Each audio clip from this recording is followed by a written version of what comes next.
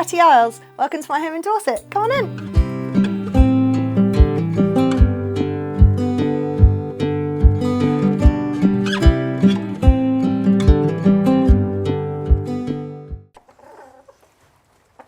Hi Homeworthy, I'm Katie. Welcome to my home in Rutland. I'd love to show you around. Come on in.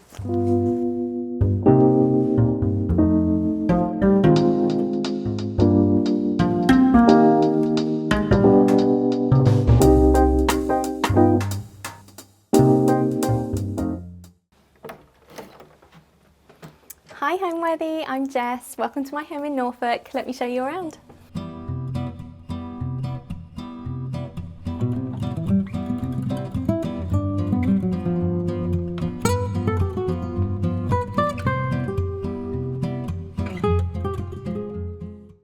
Hi Homeworthy, I'm Emma Hicks. Welcome to my home in Sevenoaks. I can't wait to show you around.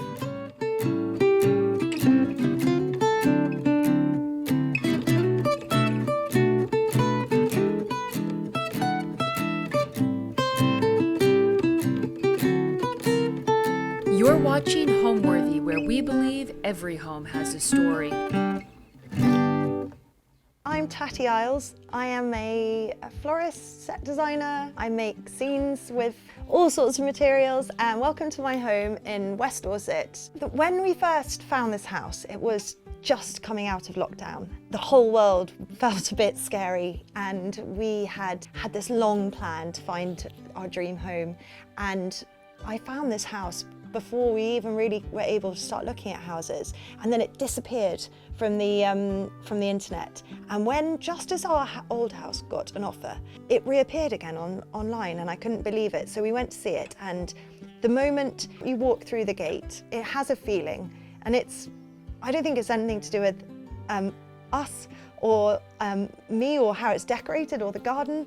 It just has this amazing feeling. And even Fred, my husband, who was very wary of a thatched cottage, grabbed my hand as we walked up the path and said, "This is our home." I can't really explain it. It chose us and it drew us here. So I feel very honoured to be a custodian of it for a little bit of time. This house was built in the 1700s. The little village it is in, it's more of a hamlet, so there's just a collection of houses, a manor house, a farmhouse, and then this house was originally 2 workmen's cottages. About 25 years ago it was turned into one house, but it's very, very obvious still that it was 2 cottages because we have 2 front doors, exactly the same.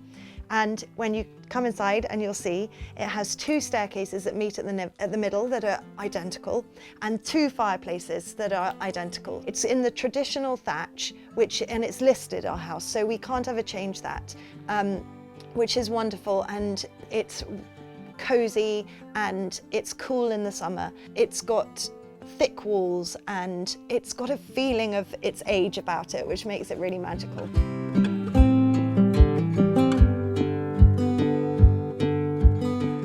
This is our sitting room, and it is the sort of coziest room of the house, I think. And we all squeeze in here, there's 6 of us, so it's quite a squish, but that kind of makes it cozier. The kind of heart of the house is the 2 fireplaces, and this would have been an open fire, and it's got the old bread oven, which when the chimney was open, you would have been able to bake in, and I love it so much. But the wood burner is much more efficient, and we need it for those winter nights here. These willow baskets are willow urns, actually, and we use these a lot with our flowers. We have them in all different sizes. I love willow so much. I love the smooth texture of it, and I love the smell. And we also sell these, and they now are sort of going all around the world, which is so wonderful because they're so beautiful, and there's something sort of honest about them, and I love that about willow. We have always sort of tried to rescue and help animals, and my son Alfie especially is really, and Wilf actually, they're real naturalists. They love, and I found this young barn owl when I was working once, and unfortunately he'd been hit by a car and he was brain damaged, and we managed to look after him for quite a few weeks, but he didn't make it. But because he was so beautiful and so perfect, and I'm not really a fan of taxidermy on the whole, but none of us could really bear to just see him disappear. So that is why we have this beautiful barn owl who sort of watches over us all.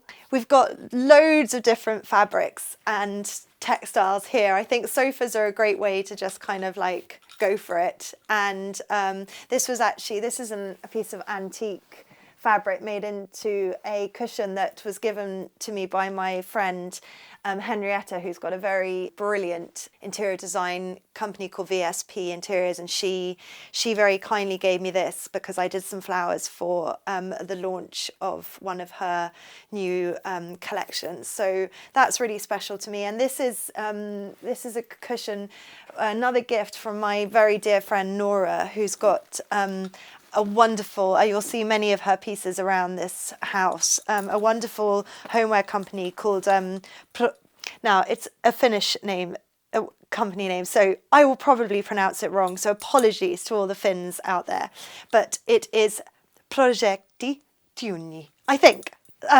So she has the most wonderful fabrics and textiles, and that was a very kind gift as well.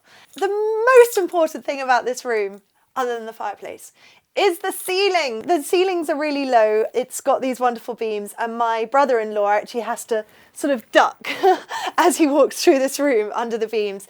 But when I asked the children what I should do in here, they said, well, Mummy, we love it when the swallows return and the house martins return. Maybe you could do some birds on the ceiling. So on the ceiling, we've painted the house martins returning, and they just scatter across the ceiling. And I sat here in the evenings just doing it, and it was a really lovely little thing and fun for the children, who probably notice them the most when they look up, sitting down playing their games. This is a photograph of the Palio in Siena, which is really special because it arrived from New York from my clients who are now my friends when I did their wedding in Siena earlier this year. We bonded massively over the Palio, which I have never seen, but I hope to one day. And so they sent me this beautiful photograph that she took, and I will treasure it forever. It's so full of life and it's so wonderful. And this was also a present from a friend who was also a client, and it's a print from of Picasso's, and I just love it. The horses everywhere. This is a little children's rocking chair that they all fight over sitting in, that was made by my great grandpa. So it's really special. And again, the feeling like it's those special things that really have history. And this is very special too because it was Fred's grandfather's ashtray and is used now as mainly a weapon by my children.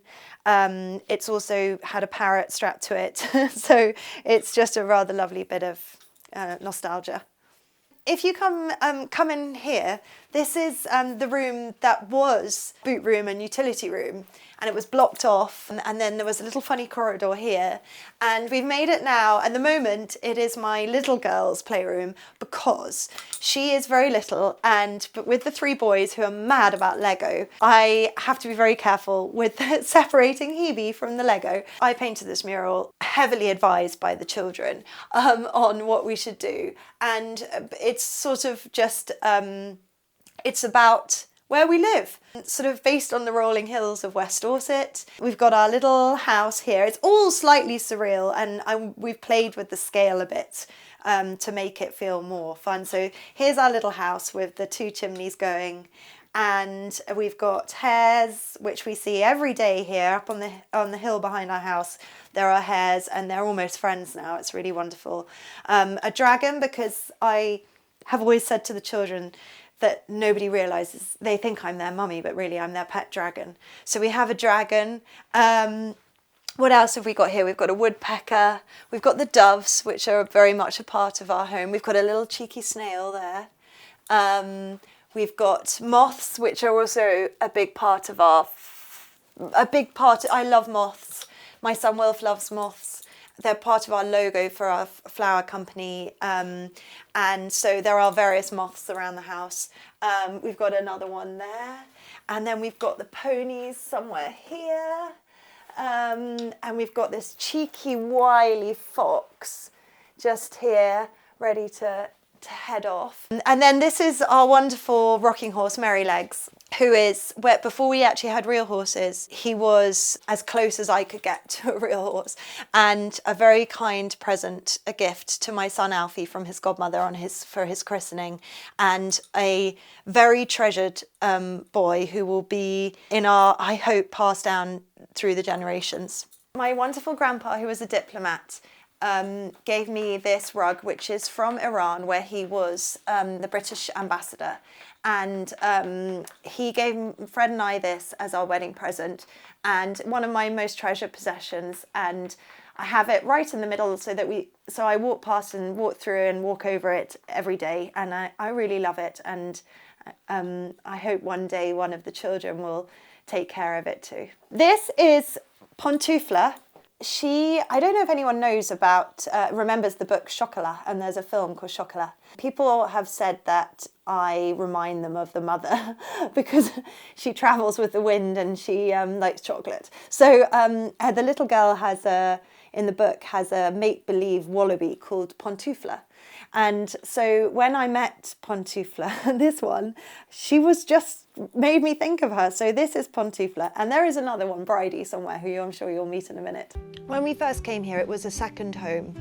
The people who owned it, lovely family, used it as their holiday home. And so it definitely felt like that. It felt like it needed to have life put back into it because it was two cottages and various people have lived in both halves. It was slightly strangely pieced together. Some areas were kept very, very much like it would have been, with the beams out and the original floors, and then some areas were almost unrecognisable with plasterboard on the ceilings, and the bathroom was very modern. So what we have done is, in the kitchen, we sort of took it back in a way. We removed the plasterboard from the ceiling to reveal the beams again. We took away a lot of the kitchen cupboards and units and sort of simplified the whole place. The Aga was there, and originally where the Aga is in the open fireplace, which would have been a fire, and next to it is a bread oven. Unfortunately, the flue is now used by the Aga, and so we can't use the bread oven, which is a real pity, but maybe one day we will have an open fire again and I'll be able to cook bread in the bread oven, and I will give you a glimpse of that. And then we rearranged some of the rooms because I've got a big family. We have 4 children, 3 of them are boys and then a little girl, and they're wild and they come with lots of wellies and lots of balls and cricket bats, and we the house originally laid out had a very, very small boot room and utility room, and we felt that it's a really hard working room in our house, so we turned one of the other rooms into the boot room, and we made the little utility boot room into a sort of playroom, walk through, can be a dining room, and which has really made sense and given us this back room, which is actually really, really useful, but also just a great space to have. And I think anyone with a big family will understand that you need that space. But I have to say that it will always change, this house, because I can't sit still, and I'm constantly painting something new or changing something, or the children grow up and they want something different. So this house will be ever evolving and never quite finished, and I think that's kind of the joy in having a home.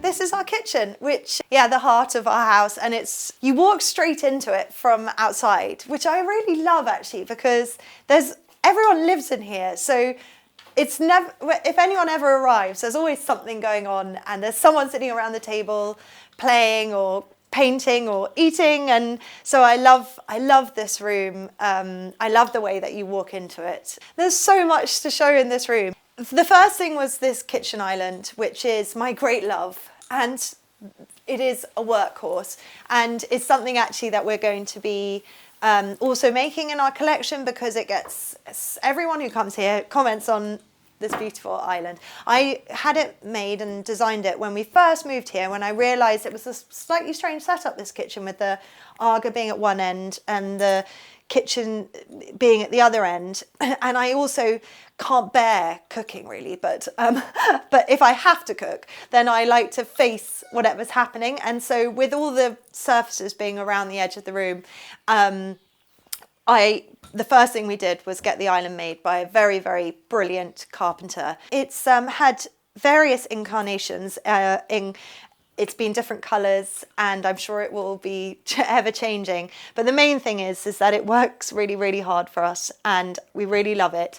More beautiful things from my very special friends. This is a little fern which has been gilded by a very brilliant friend of mine, who is brilliant at gilding, and I really treasured this little fern because I love ferns, and it's just special from her.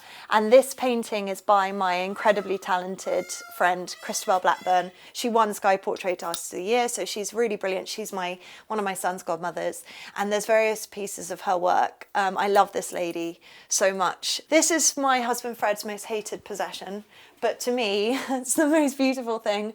I was so excited when I found it. I don't know what it is about him that I love. I mean, he's a horse, but there's something about him. Fred doesn't understand it at all, but I love him. And he's always been there over the kitchen sink.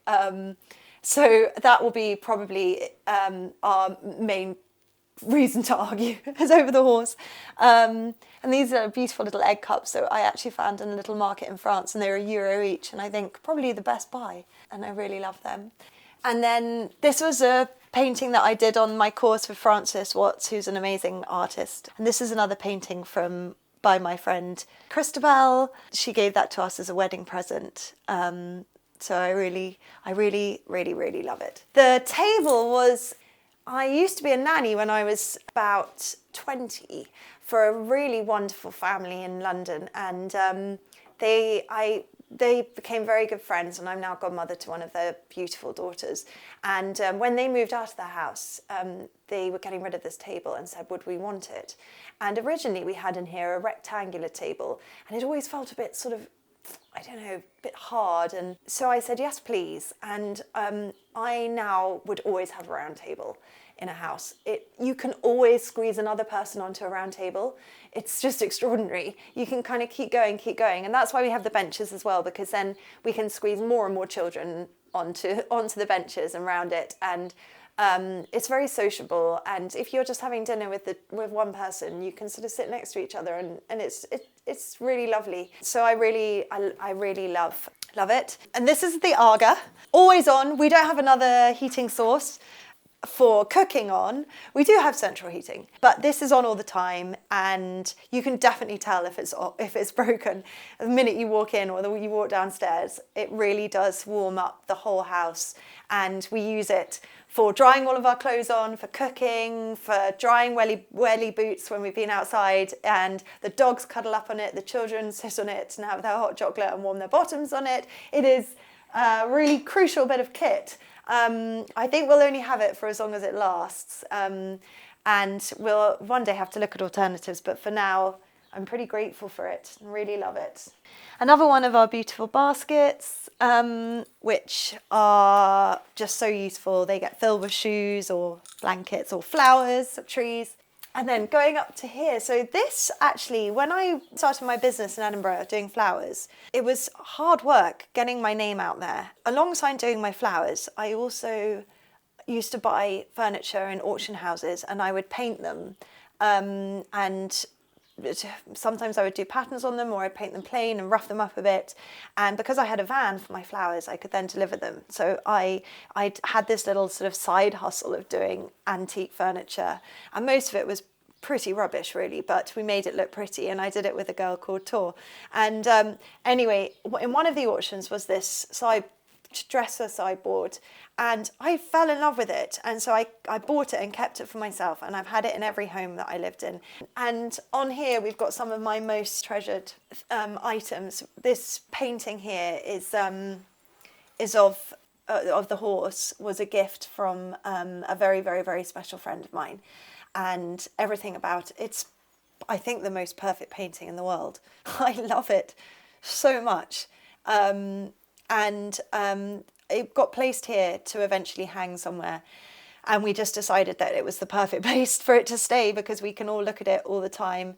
And now I have a grey horse called Mellow, so it's even more appropriate, and I love it so much. And these are things collected by the children. Coral that was a Christmas present from someone, old coral, for one of the boys. This kaleidoscope, which is fought over and often used as a weapon as well on each other, luckily. Sea urchins. This one was found in Scotland on a beach last year. The emu egg here. Little scallop shells and starfish. And this is a very extraordinary creature made by Wilf, which I just love. And then this was a beautiful bowl left to me by my grandpa. And it's, I think, quite special, Chinese, and a real treasured possession. I actually broke it, and it was so beautifully mended. Almost the mending was a work of art in itself. Oh, we've got another arrival. Bridie! This is Bridie.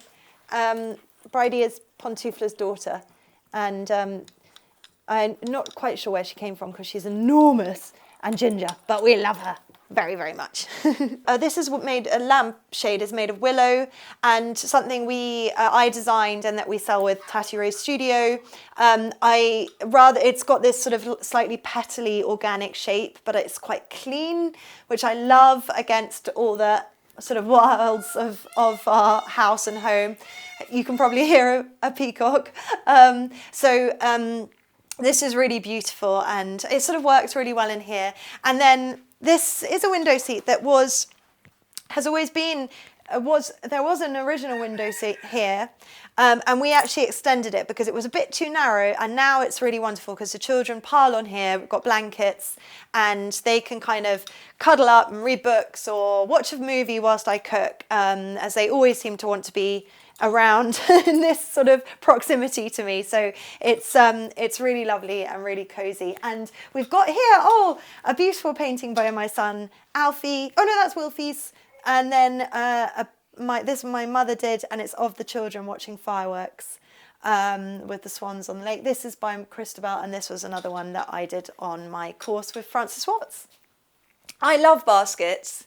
I use them a lot because we have chickens and for eggs, and we collect flowers in them, and they're just toys get bundled into them. Also, our cars are parked quite far away from the house, so they're I have them hanging up because then we can just grab them, and you can just put little bits and pieces in to go out to the car and come back. And really, I don't think you can ever have too many baskets. Well, I mean, my husband Fred thinks that you can have too many baskets and that we're verging on it, but I don't feel that that's right. So there are lots, and there's loads under the island as well. But just there's something about the sort of this willowy texture, the smoothness, but it's quite wild at the same time. That's perfect to me. The garden and the animals here at Cruxton are a really big part of the place.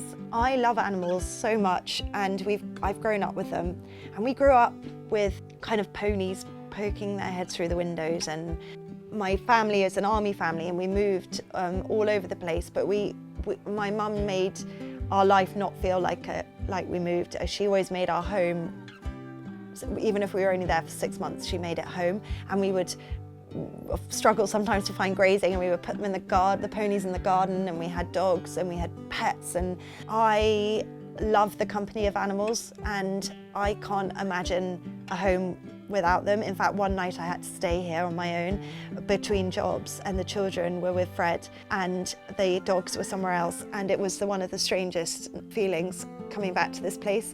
We have got peacocks, guinea fowl, chickens, doves, horses, dogs. We have got baby jackdaw called Greystoke, who is about a month old, that is my son's, and he was rescued and he has to be hand fed at the moment.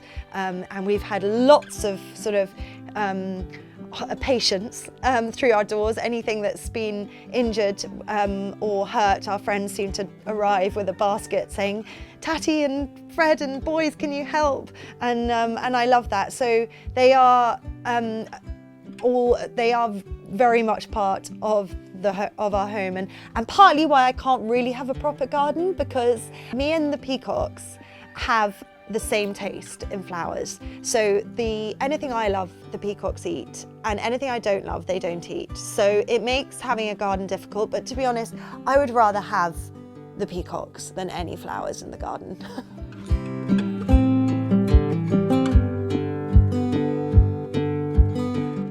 So this is the outside of the cottages. We've got our well, which we actually get our water from the well. It comes straight through up a pump, with a pump through the wall and straight into our taps, which is and it's the most delicious water. This is the second front door, and then you can see the thatch and the old flint, built with flint and mortar.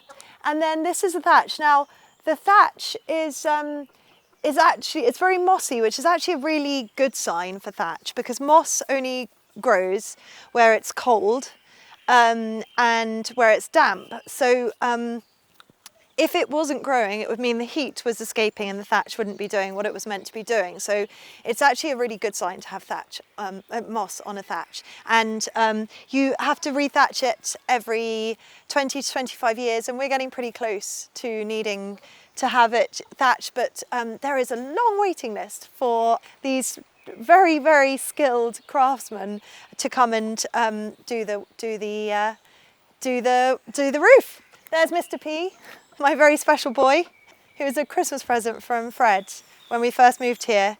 I've always really wanted peacocks, and so I feel really lucky to have him, and he's really special. His wife's somewhere, Mrs. P. This is Mello, my beautiful boy. And these are the cheeky girls, Millie and Safi. And then we've got Indy, who is, looks like she's about to climb a rope ladder. Hello, Inns. Hello, darling. Hello, beautiful girl. Hello. So they're very much just part of the family, and horses are, I think if you put a stethoscope to my heart, you'd hear the thunder of horses' hooves, not a normal heartbeat. They really are so important to me. So, yeah. Good boy. Millie. Now, this is something I feel so grateful to have inherited from someone who really cared about this garden. This is an amazing wisteria arch. It's slightly past its best. It was better about 2 or 3 weeks ago. We've had really hot couple of weeks, but now it's been overtaken by this absolutely amazing rambling rose. But it is really, really, really special, and the smell is just incredible. This is the marquee that is up all summer long, and it's where we hold our courses for our flower school.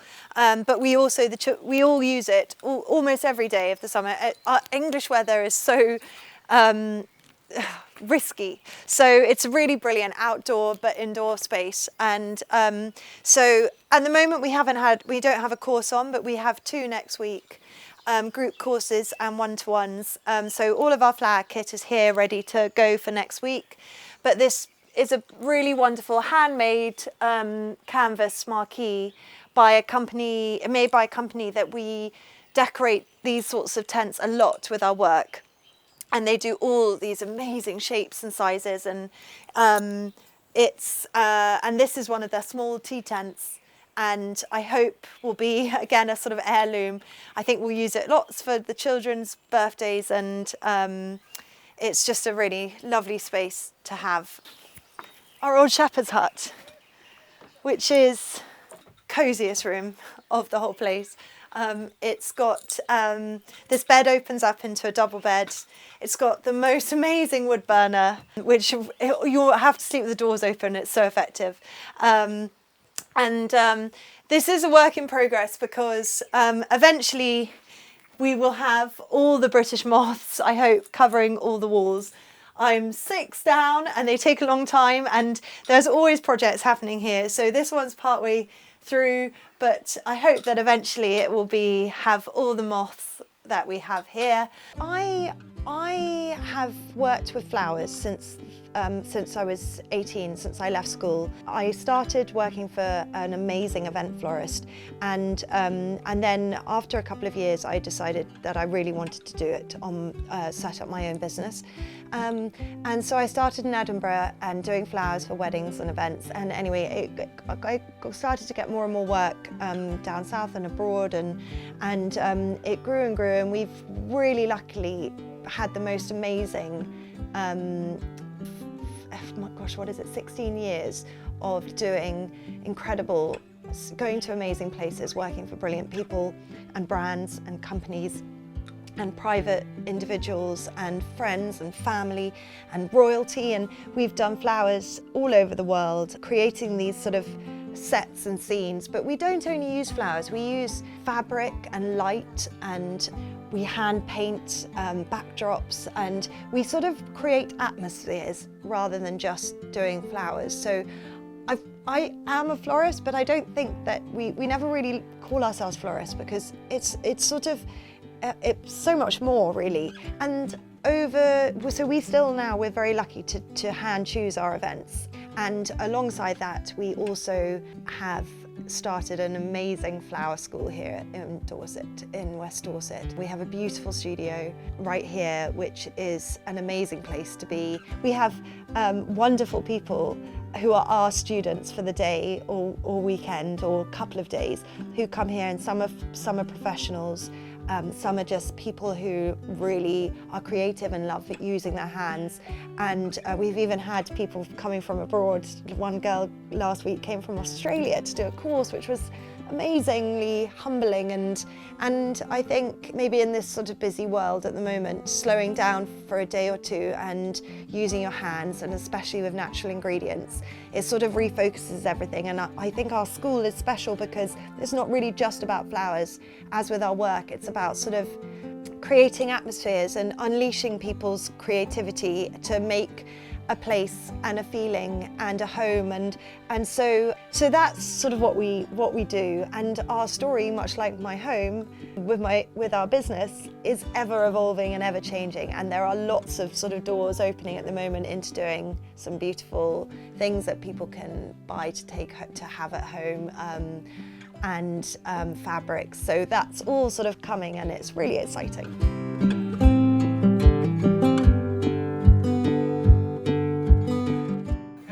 Okay, so this is my home studio. I have a big workshop where most of our flower kit and where we work from most of the time. But this is our sort of home office and studio, and we teach from here as well. Whenever we do flowers, we test all of our ingredients each week to see how they change, how they last, how the weather might have affected them. And so this is a selection that we've cut for this week, just to see how things work, how things are lasting and how they're looking. And it's a brilliant time of year for flowers. All the sort of wildly beautiful things like honeysuckle are out. The roses are amazing.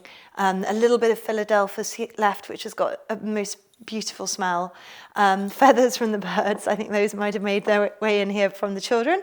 And this is one of my favourite roses called a mutabilis rose, and it's really beautiful. And this is a climbing, rambling rose called Rambling Rector, and it's really magnificent. And it's got the most sort of beautiful little face on it, and it doesn't last very long. It doesn't flower for very long, but it's sort of magnificent when it does. Actually, with one of my classes last week, we made a sort of table arrangement using all the Rambling Rector just in abundance, climbing through. And then these beautiful strawberry plants, which this has to be my favourite thing in the world. It's just so, the strawberries last really well when they're kept on the root. Once these have finished being used for decoration, they will go back into the ground and come up for years to come, which is just really lovely. And yeah, and little wild strawberries, just beautiful. So I love using things like this when we do our flowers. And if there's anything that can go back into the earth, then that's the very best way. We've also got over here our mood boards, which are sort of ever-changing as well. We do quite a lot of, like, as well as flowers, we do quite a lot of painting and various sort of illustration for various projects. We've got here, like, this was a drawing for we did the main gate of the Chelsea Flower Show a couple of years ago, and we've done it twice actually. So that was the drawing for one of them, and I've kept it up because it was a really amazing opportunity, but also I was really proud of what we made when we did it. So I'm not very good at celebrating the things we've done, and I tend to always just gallop on to the next project. So I thought it was nice just to keep that one there as a reminder of something that was special. That's me and the boys meeting our Queen when we did a installation at the Garden Museum. Her Majesty came to see us, and the boys gave her a bunch of daffodils, actually they're tete-a-tete picked from home. So that's a rather sweet picture.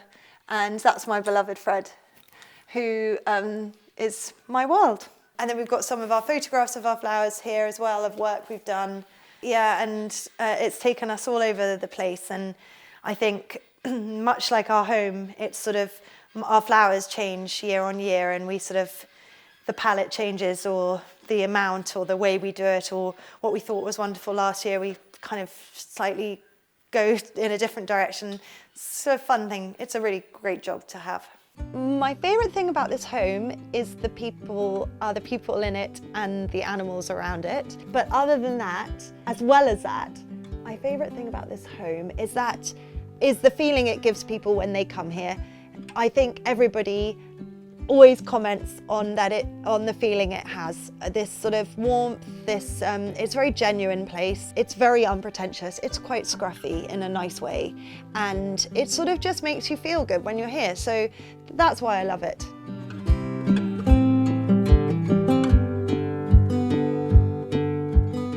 So this is the boot room and utility room, which used to actually be another reception room, but I think we spend so much time outside and very little time sitting down that it was slightly unnecessary, much more useful as a boot room. So these again are the old cheese boards used for the surface, and this house is very homemade. It's very carved by us or people we love or friends or family. And so Fred's made the pipes that go that hold the curtains. They're just copper pipes. And then we've got this is actually a dresser split in half because it looked a little bit too cottage matchy twee for me. So I took the top off, and that's a drinks cupboard, and then the bottom is over there. This is an old snooker table top, which was our wonderful friend and builder who has done various parts of his house, had the idea of using that. And I love that if it's reused in some way. All the stuff for the children, for life, is on here. Animals.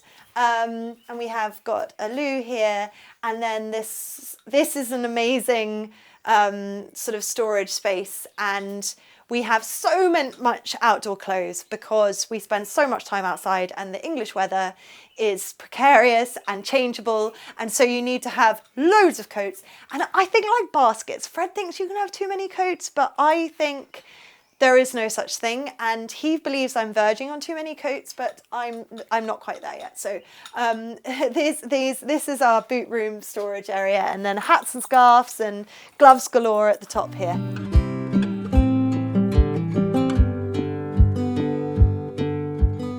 So this house has got 2 staircases because it was 2 cottages, and I hope one day my plan is to make a slide down the second staircase, so you can run up this one and then down the slide.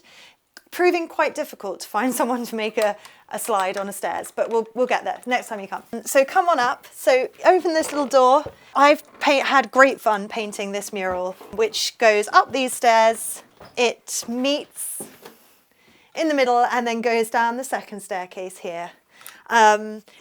Again, sort of guided by the children. It has got birds and insects, and it will be ever evolving. I think I'll continue to add things to it. It's painted with just farrow and ball tester pots. Now I very kindly get given little bags of them by people and friends when they've finished using it or testing a paint out. This is our bedroom, the main bedroom, which is so nice to sleep in. And I love this room. The window looks over the river, and you can hear it at night. And it's usually full of children, this room as well, even though it's our bedroom. But we've got this amazing quilt, which is by my friend Nora with her beautiful textile company. Some wonderful like antique cushions and some old cushions. And then this, I love Suzanis. I love the colours of them. This is, to me, is like the perfect colour combination. I just love it so much. And I found this, I think on Facebook Marketplace actually, and it was such a find. So it sort of makes this room really, I'm very lucky. I think I have the best friends in the world. This was a very special present from a very, very special friend who gave it to me as a thank you for something. So I really love her. She's called Celine. So come on here and come on this way and I'll show you a bit more. I think my style changes every day almost. I think I'm quite eclectic. And there is part of me that loves a sort of very, I think as my life gets more chaotic, there's also a part of me that likes a slightly pared back feeling, but I kind of naturally go back to more layers, and I'm so curious about everything that I sort of collect things as I go, and so do my children, and it's really important for me that they can put their mark on this place. So I think my style has not got a particular genre, but I have decorated this house with my children in mind. It's their home. It's not designed at all. It is just a reflection of our family, so there are lots of paintings on the walls. There's murals. We play a game with the children where that I usually paint in the evenings instead of watching telly or I sort of sit down with my paints and I paint the walls, and then they have to come and find in the morning what I've done over in the night. There are quite a few murals by the children as well. Some of them not planned. So I love antique fabric. I'm sort of a bit of a magpie, so there are layers of different fabrics and textures, and I really love.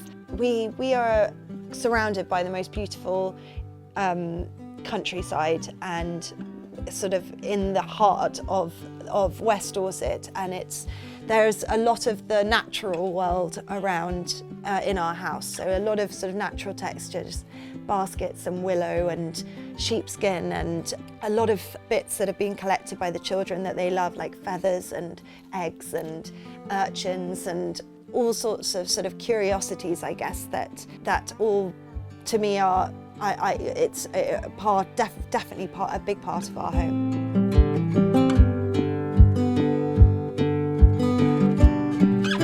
The children all pile in with each other, so they're all constantly swapping rooms. Fancy dress is a really big part of the family, so we have it hanging up all over the place, and there's a wonderful fancy dress box in the children's playroom, but these are here for quick access should you need it. This is one bedroom. We've got these amazing, wonderful bunk beds, which are really solid and chunky, and the boys are so wild, and they're throwing themselves off, and it's a pirate ship one minute and then it's a mountain the next. So we really needed something that was really good and strong and solid.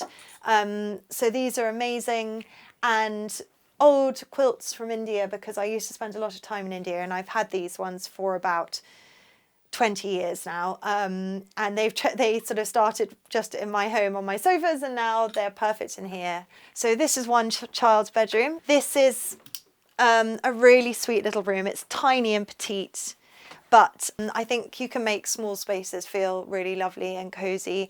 This is a bed canopy from my friend Nora's company, Progetuni. I think I may have said that wrong, and apologies, Nora, if I have. But having a tent bed is, to me, like the definition of childhood. They love it. It feels like a little space within a space. Welsh blankets, which I love, cozy, and again, lots of curiosities and the things that they're not curated at all, these bedrooms. They're their bedrooms. So there really are all their bits and pieces. Always important to keep your bow and arrow, your quiver by the door, should you need it. And there's a bird's nest on his shelf, and it's sort of intriguing always to come and see what they've collected and found. And got some fossils here and crystals and a bird's nest, and that's what children's bedrooms to me should be like. Another bit of the mural here, which is on a different background. It felt all white, and so we painted this wall a different colour. Don't know if I regret it or not, but anyway, with the mural it helps liven it up. This is my oldest son's room, and I love coming in here. It's not tidy because the way he works is he is a real collector already, and quite an extraordinary boy, really. He has piles and piles of books. Usually there is a stack here. He reads so much, and he is a real natural. He's got a baby jackdaw at the moment who, and he collects lots of things to do with the natural world, and he's actually he's a pen pal of David Attenborough's, who's written him 2 letters, and they've written to each other. I'm reluctant to get too involved with their spaces because it is their way of sort of expressing themselves, and I love that he's got all the things that are important to him, sort of nut cases and pine cones and urchins and a dried seahorse and a bear cast of a bear's paw print, another seahorse here, and I think really it's the best we can do. If we have to keep them inside, let them have their little spaces that show who they are and let them explore. There's a bird's nest I've just noticed by his bed too, and then and a spoon that he whittled himself, which is amazing, really. Quite nerve-wracking to watch as a mother, your children whittling away, but they seem to be really pretty good at it. And another little cozy tent bed for him to, and he cuddles up in here and spends many hours reading. I think a home feels soulful and feels alive when you can tell who lives there, the sort of person that lives there. I think a home can be beautiful if it hasn't got the personality of the people who live there running through it. Then it loses that soul. So I think really the important thing, and I think that's through things that have got that are maybe not beautiful to everyone, but beautiful to you because someone special gave it to you, or it's photographs of your friends and your family, or it's a rug that got handed down. I think that's the thing that creates the soul, and without the soul, it sort of a bit leaves you feeling a little bit sort of like your mug, your cup isn't full. Home, the word home means, well, to me, my family have always laughed because it doesn't really matter where I am or what I'm doing. If we're camping, I will say, and we're out on the beach and we're ready to get back to our tent, I will say, let's go home. So the word home to me is my family. It doesn't really matter what building it is. It doesn't really matter where it is. Anywhere where they are, that's my home. Thanks for watching. Go to homeworthy.com for exclusive content and shopping guides. Today we're heading to Rutland, England, to the enchanting home of Katie Cardew. One day, while scrolling through properties, Katie stumbled upon the house where her father had once grown up, a discovery that felt like destiny. About 5-10 minutes in, we were sort of then thinking, hang on a minute, this is actually a really cool project. And half an hour in, we were entirely hooked, and we were like, we need this house. From that moment, she and her family knew it was meant to be. What followed was an ambitious renovation, taken on as Katie retrained as an interior designer, breathing new life into a place steeped in memory. Trying to always think about not just the very moment you finished it, but try and think about a year, 2 years, 5 years down the line, and how that room's gonna sort of bed in and last and still work and still be loved in years to come. With children running through the gardens, horses and chickens wandering freely between the buildings, and original details lovingly restored, this is a home where history, heritage, and heart come together in the most magical way. We filled it with quite a lot of animals, which was something I always wanted. I wanted my horses to be at home, which they are, and we've got cats and dogs and guinea fowl and chickens. So yeah, we've made it a home. You're watching Homeworthy, where we believe every home has a story. Hi Homeworthy, I'm Katie. Welcome to my home in Rutland. I'd love to show you around. Come on in.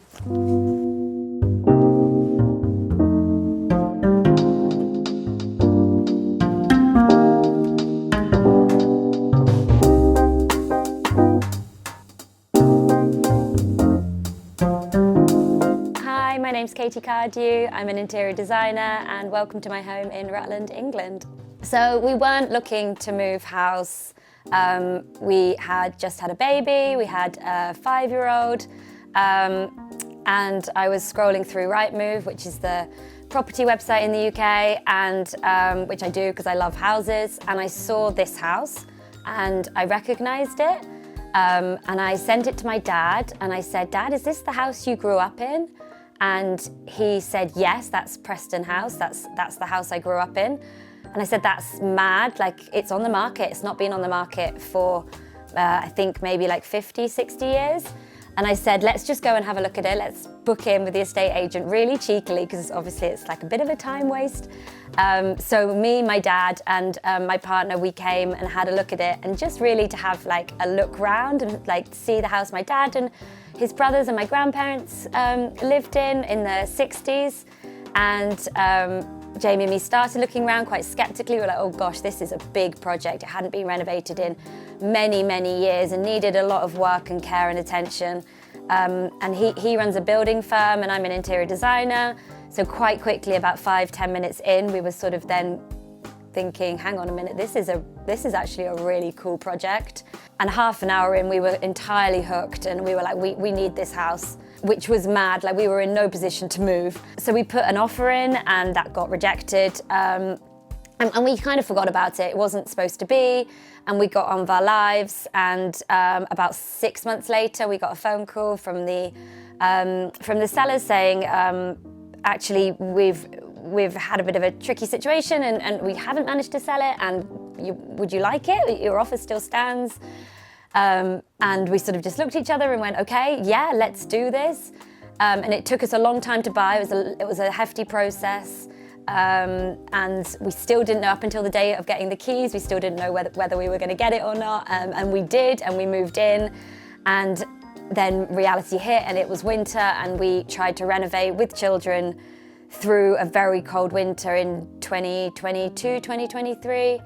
And we were all living, all 4 of us were sleeping in one bedroom in sort of camp beds. I was cooking for a family of 4 on like a camping stove. It was really, really hard, and we definitely questioned ourselves that winter quite heavily. But the kitchen got finished, and once you've got a kitchen, as everyone knows, that's sort of the heart and the home of the house, and we did the children's bedroom quite quickly after, and then suddenly everything started getting easier, and we haven't finished this house. We've got a long way to go still, but we've now got a sitting room, we've got a bathroom, we've got bedrooms, and we've got a kitchen.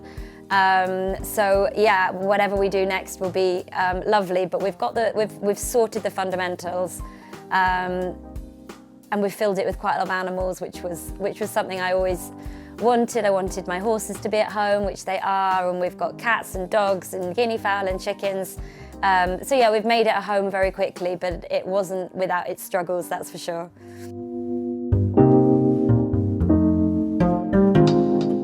so this is our boot room, and this is where we come and go, and there's some really cool bits in this room, but my favourite bit is this door, which sounds super boring, but my God, this door's got so much history. So the guy that helped us renovate this room and quite a lot of the house, he was a carpenter from Lincoln Cathedral. He helped do the renovations there, so he's very, very knowledgeable. And he helped us renovate this door, and he's dated it back to about the reign of Henry VIII, so about 1480, 1490.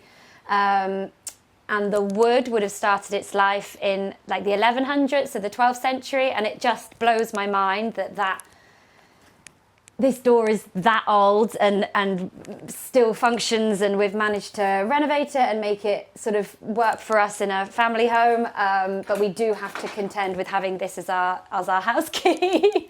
But yeah, I love this door. This room didn't have any storage in it when we moved in. We put in all of the joinery and made sure that everyone has, like all my kids have a cupboard, and we've got plenty of space to chuck all the crap that happens in day-to-day life. A lot of the things in here are found in the antiques fairs, all the rugs. This chair I found out in a stable block, and I restored it myself. The wallpaper I love, that's a Lucy Annabelle wallpaper, really lovely British designer. And because the room's so sort of dark and small and the ceilings are quite low, I sort of lent into that. I think a lot of people, when you have got a small room, they tend to paint it white and try and make it look bigger. But my feeling is always if a room is sort of leaning one way or another, then lean into it even more.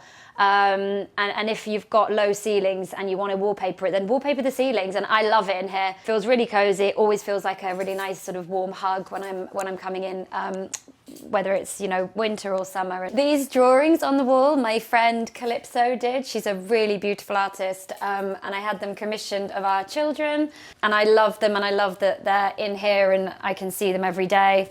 And there's another couple of cool things. I found this last year at an antiques fair in Newark, and it's an old croquet set. And I'll show you at some point. There's a photo of the house in the Victorian times with a family playing croquet on the lawns, and I really wanted to recreate that. So when I saw this, we had to have it, and we did a little reel on Instagram where we recreated the Victorian croquet setup, so that was quite fun. The flooring is not original, but I wanted it to have that sort of aged look. It's a new floor, but we stained it to look old. And like I was saying earlier, this room is definitely to be lived in, and I didn't want it to be precious at all. The dogs come in and out. We had the pony in here yesterday with my kid riding it. It's definitely a home, and although most of the items in this room aren't original, I wanted it to feel like it'd been here forever. I just feel like a sort of really welcoming space when you're coming in from a day at work. If you follow me, we're going to go to the kitchen.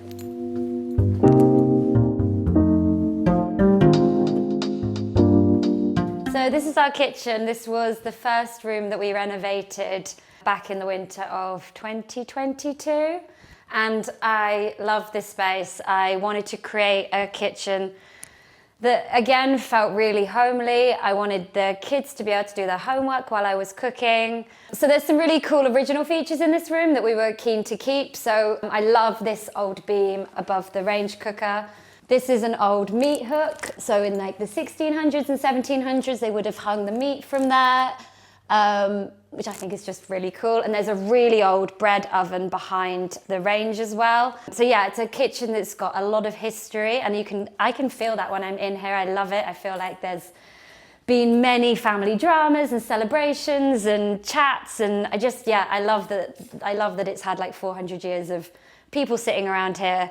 And now we're in here doing the same. I've tried to bring in like old and new items. I think kitchens can very easily, a bit like bathrooms, become something where everything's brand new. All the joinery we had made. I designed the kitchen layout so it's exactly how I wanted it. All the worktops are new, and the lighting's new, and the fittings and fixtures. So I really wanted to bring in some like old characterful items.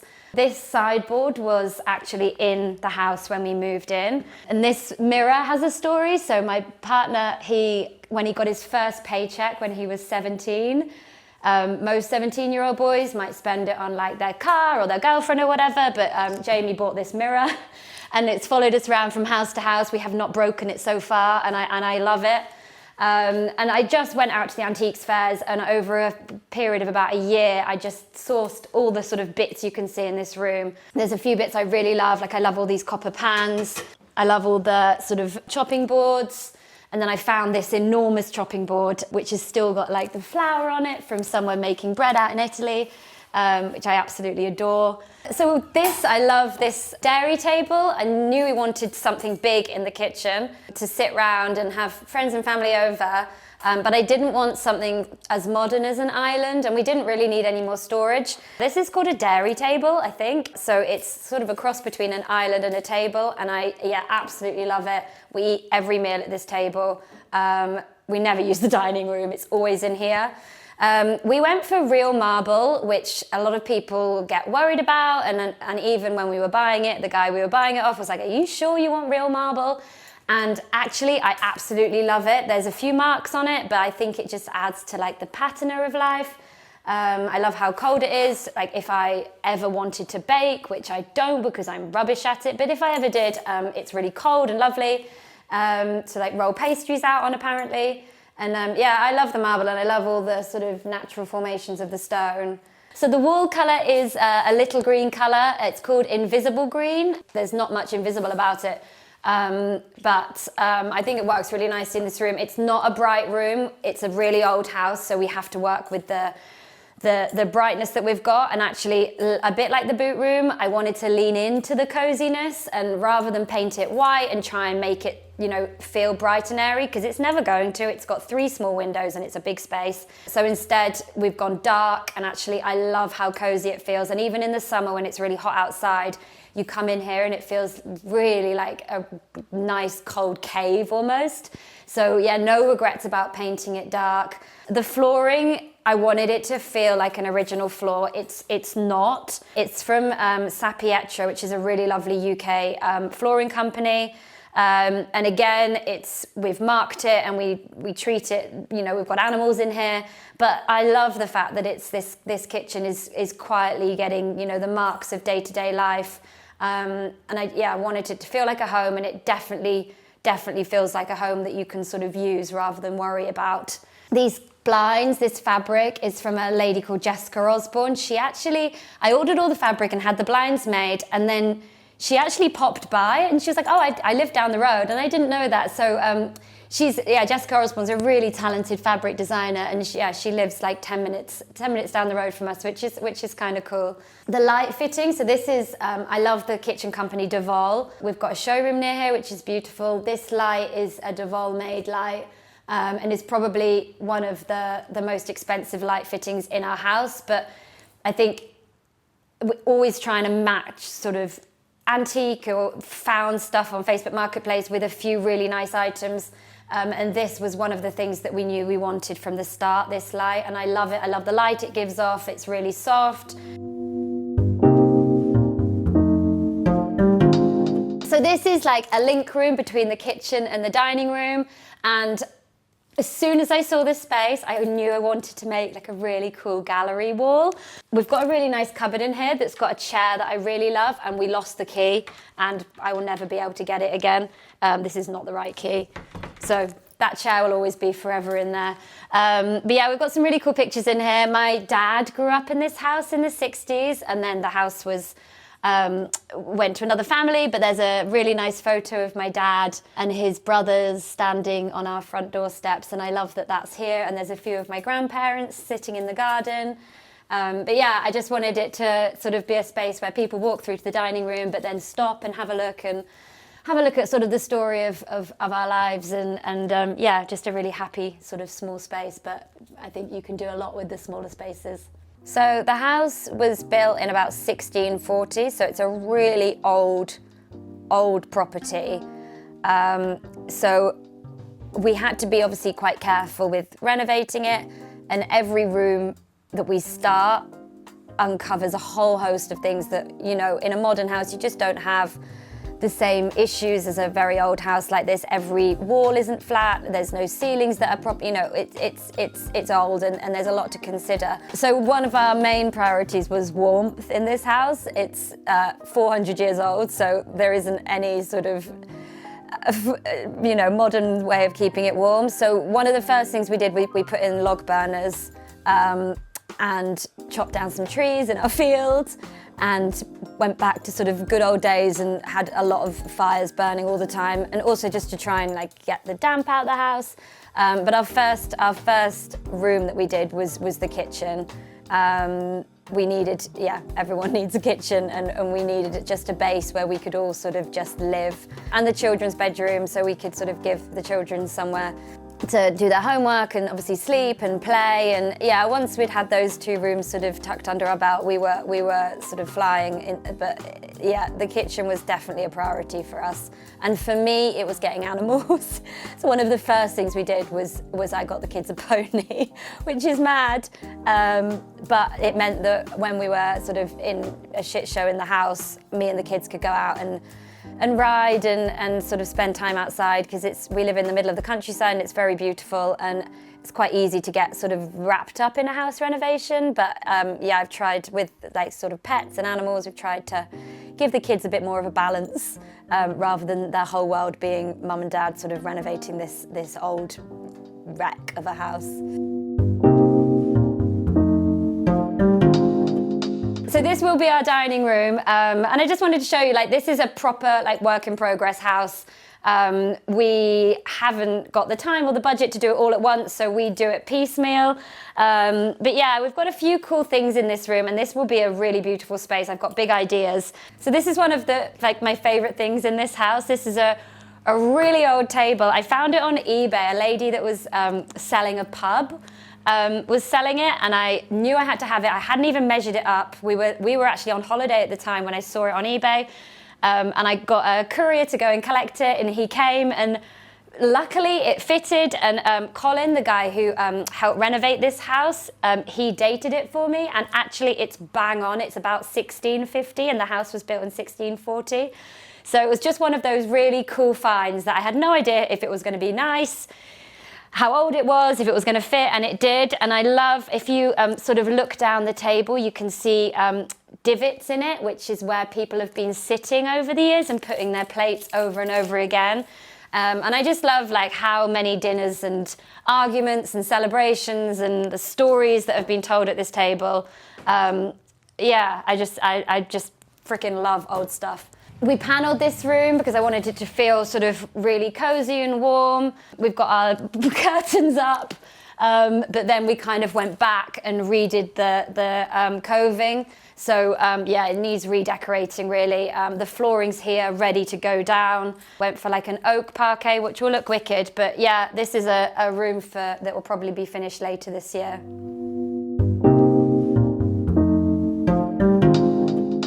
So this is our snug, or our sitting room. This is the room we finished most recently, and yeah, it was a proper labour of love, this room. I think we calculated that we did about 140 hours of paint stripping in here. There was about 8 layers of very old paint, ranging from blues to greens to whites to yellows in here, that we had to painstakingly strip off. At many points during that process, we thought maybe actually it'd be easier just to paint it. But I had this vision in my head that I wanted it to feel quite like an old sort of library with lots of exposed wood. And I had this really strong vision of what it was going to look like. And it was really hard work to get it to this point. But I love it in here. It feels so cozy. I love the fact that we've got this lovely sort of stained old wood in here. And then the ceilings we painted, going back to that idea I was talking about earlier of if a room is dark and cozy, then lean into it. People are often really worried about painting ceilings dark because they think it's going to make it feel really enclosed. But that's exactly what you want in a snug. I want it to feel like a hug. This is a similar colour that we've got in the kitchen, so just trying to bring some of the paints through the house. And then on the windows, I went for a gloss. I think Gloss paint is highly underrated. I love gloss paint. It's really practical with kids. You can sort of touch it and it won't stain, but I also just really like the fact that you can have a gloss paint sitting next to a more matte paint, and it makes a wood or a whatever it is, a wardrobe or a window, look just a bit more interesting. So yeah, we redid all of the like wiring in this room. We put in the new lighting, so we wanted it to feel like really soft and cozy. I had this sofa made. I've got a sofa maker that I work with in Nottingham. He's one of the last sort of original UK sofa makers. And I love it. It's like the sofa of my dreams, really feathery, really soft, like one of those sofas you sit in and you just never want to get out of. We put the wood burner in. That was been in for years now. We used to sit in this room when it was not renovated at all, and we used to huddle around this wood burner. And I used to have a think about the whole time, like, what did I want to do in here? What did I want to do in here? And yeah, now it's finished. I'm so happy with it. The carpet's really cool. So this is recycled plastic carpet from the Alternative Flooring Company. So you can wash it with like bleach, apparently, which again, for a house full of kids and animals is really super useful. This rug I found recently at an antiques fair. Again, it was one of those things, like I hadn't got the measurements of this room. I didn't know whether it was going to fit. And we got it back, and yeah, I love this rug. And again, it's old, so it's sort of unbreakable. This ottoman I designed from scratch. I always really wanted an unusually shaped ottoman, and I found this Andrew Martin fabric, and I've used a few of his fabrics throughout the house, and I love the fact that it's like a really thick woven fabric. And then obviously gone for a tassel, because who doesn't love a tassel? I love this window area. We ran out of budget for this room, and I had a photo shoot coming up. So my mum, we got these curtains from IKEA, and my mum, bless her, she completely chopped and changed them, and we got them to fit, and she's lined them. I think they work really nicely, but yeah, those are a pair of IKEA curtains. This window seat cushion is literally a piece of fabric over a piece of foam that I cut out myself. But I mean, yeah, in an ideal world, everything would be perfect and made and upholstered.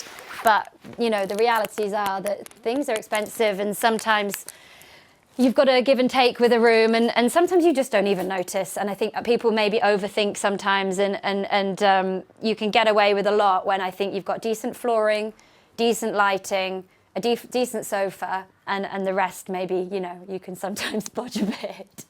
So this mirror is really cool. I was walking past a charity shop in Uppingham recently, and I saw it and I just bought it. I had no idea where it was going to go. I even thought maybe I could give it to like my parents or something.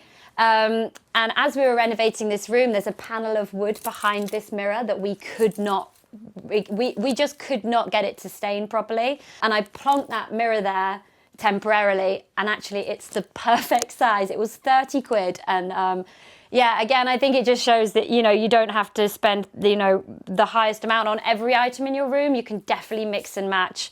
Yeah, and I love it. So a lot of the artwork in here, and this rocking horse I picked up at the Newark Antiques Fair.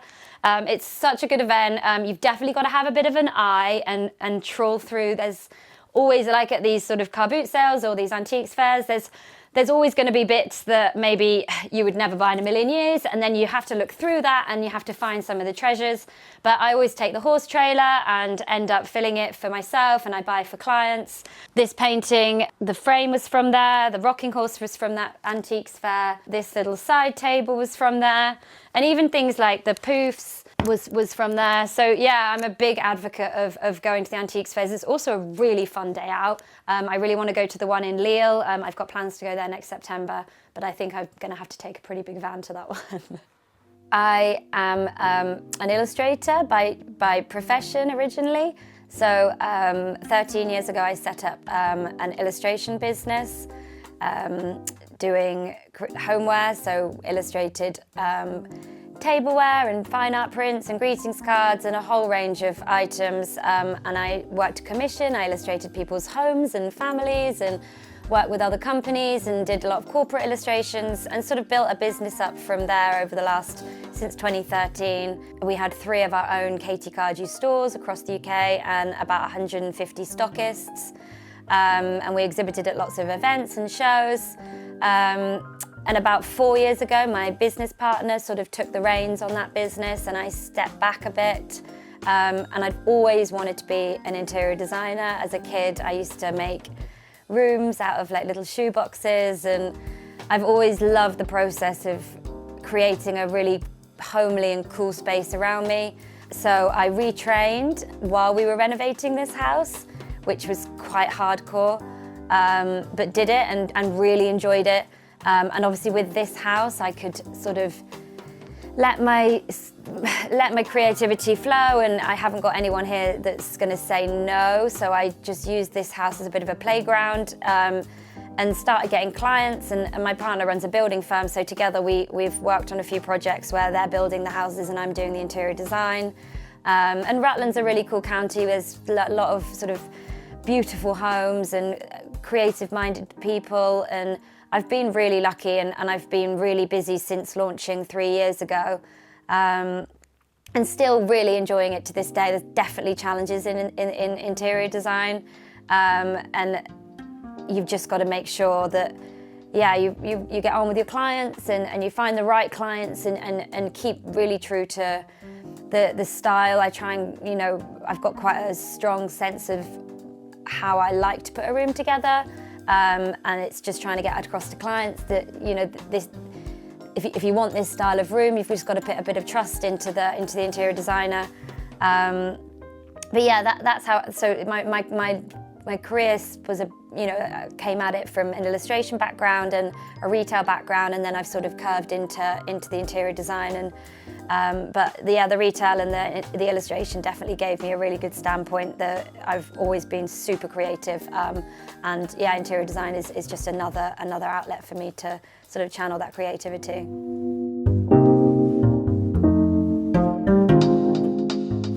So this is our main bedroom. We renovated it pretty early on, just so we had somewhere to sleep that wasn't in a room with our children. I went for pink on the walls. This is a east-facing room, and this is called Jonquil by Edward Bulmer. I love Edward Bulmer's paints. They're all really lovely shades, and they're all natural as well. And because it's an east-facing room, we get beautiful sunrises over the field over there. And there's something about the pink with the sunrise every morning. It makes me so happy. And I think it really proves that pink doesn't have to feel super girly. I think particularly this shade just feels really warm and nice. And for a bedroom, I think you can't go far wrong with pink. I had this headboard made fairly recently. This is another Andrew Martin fabric. My upholsterers made it, and I went and picked it up in our horse trailer, and I had no help that weekend. I was on my own, and I had a photo shoot on Monday here, and I had to get this headboard from the horse trailer all the way up the stairs, and it's currently sitting on a pile of books, but no one knows. I'm just not going to tell anyone. This is one of my favourite pieces of art in this room. This is by my friend Calypso, who also did the drawings of the children downstairs in the boot room. I had it reframed, and yeah, I love it. I found this painting over here of the lady, which a few people that have come in here think it's really weird. I love it. I picked that up at the Newark Antiques Fair. These came from the Antiques Fair as well. They're from an organ, and we use them as bedside tables. They're not particularly practical because there's no storage in them, but I really like the way they look. So this room we had to fully renovate. It had a sink here from yesteryears where sinks were popular in bedrooms, and I didn't hate the sink, but it had to go. It was very, very old. So yeah, this was a big project to get it looking like this. This wardrobe, my mum's friend was selling it, and it was about 50 quid. And yeah, we went and got it, and we had to get it up the stairs, and that was an absolute nightmare. But it saved me having to go to John Lewis, and as I said before, I'm a massive advocate of trying to mix and match new and old items in a room. This fabric is from a UK fabric designer called Susan Dillis. And I love it, and I love green and pink together. I think it's a real fail-safe colour scheme. These lampshades are by another UK designer, Alice Palmer. Really sweet, really pretty. And I love a geranium, so you'll see many geraniums around this house. So So this is my children's bedroom. At the moment, they're happy to share, and this bedroom does not look like this 99% of the time. But yeah, again, I really wanted to create a really child-like friendly, happy, cozy space for them. I remember my bedroom as a child growing up, and it was always such an important space for me. I've always loved like my surroundings, and I just, wanted to give them somewhere that, you know, when we're renovating the rest of the house, they could escape to and do their like drawings at the desk and play on the floor and make a mess, and again, not have to worry too much about the carpets or, you know, all of the items in here. Most of them are old anyway, so there's little they can do to it. The one big splurge in this room was definitely the curtains.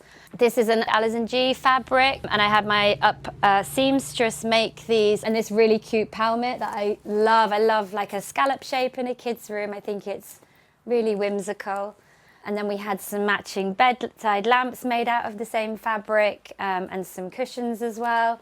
These beds, they're not matching, and I was slightly worried about that when we first did the room, but actually I love the fact they don't match, and the children love them as well. This is such a cute bed for a toddler or a young child. It's got the sides, and yeah, I managed to find this on eBay actually. Ditto this really cute wardrobe. A lady was selling this on eBay. I didn't measure it, I just bought it. We went and collected it, and my God, that was a pain in the ass to put up. We had to completely, I say we, my partner had to completely dismantle it to get it up the stairs and then re-put it together. And anyone that's tried to put together sort of a 150-year-old wardrobe can imagine how hard that was. But yeah, I really like it. Luckily it fitted, and luckily it looks cool. So again, this room we had to completely take back to square one.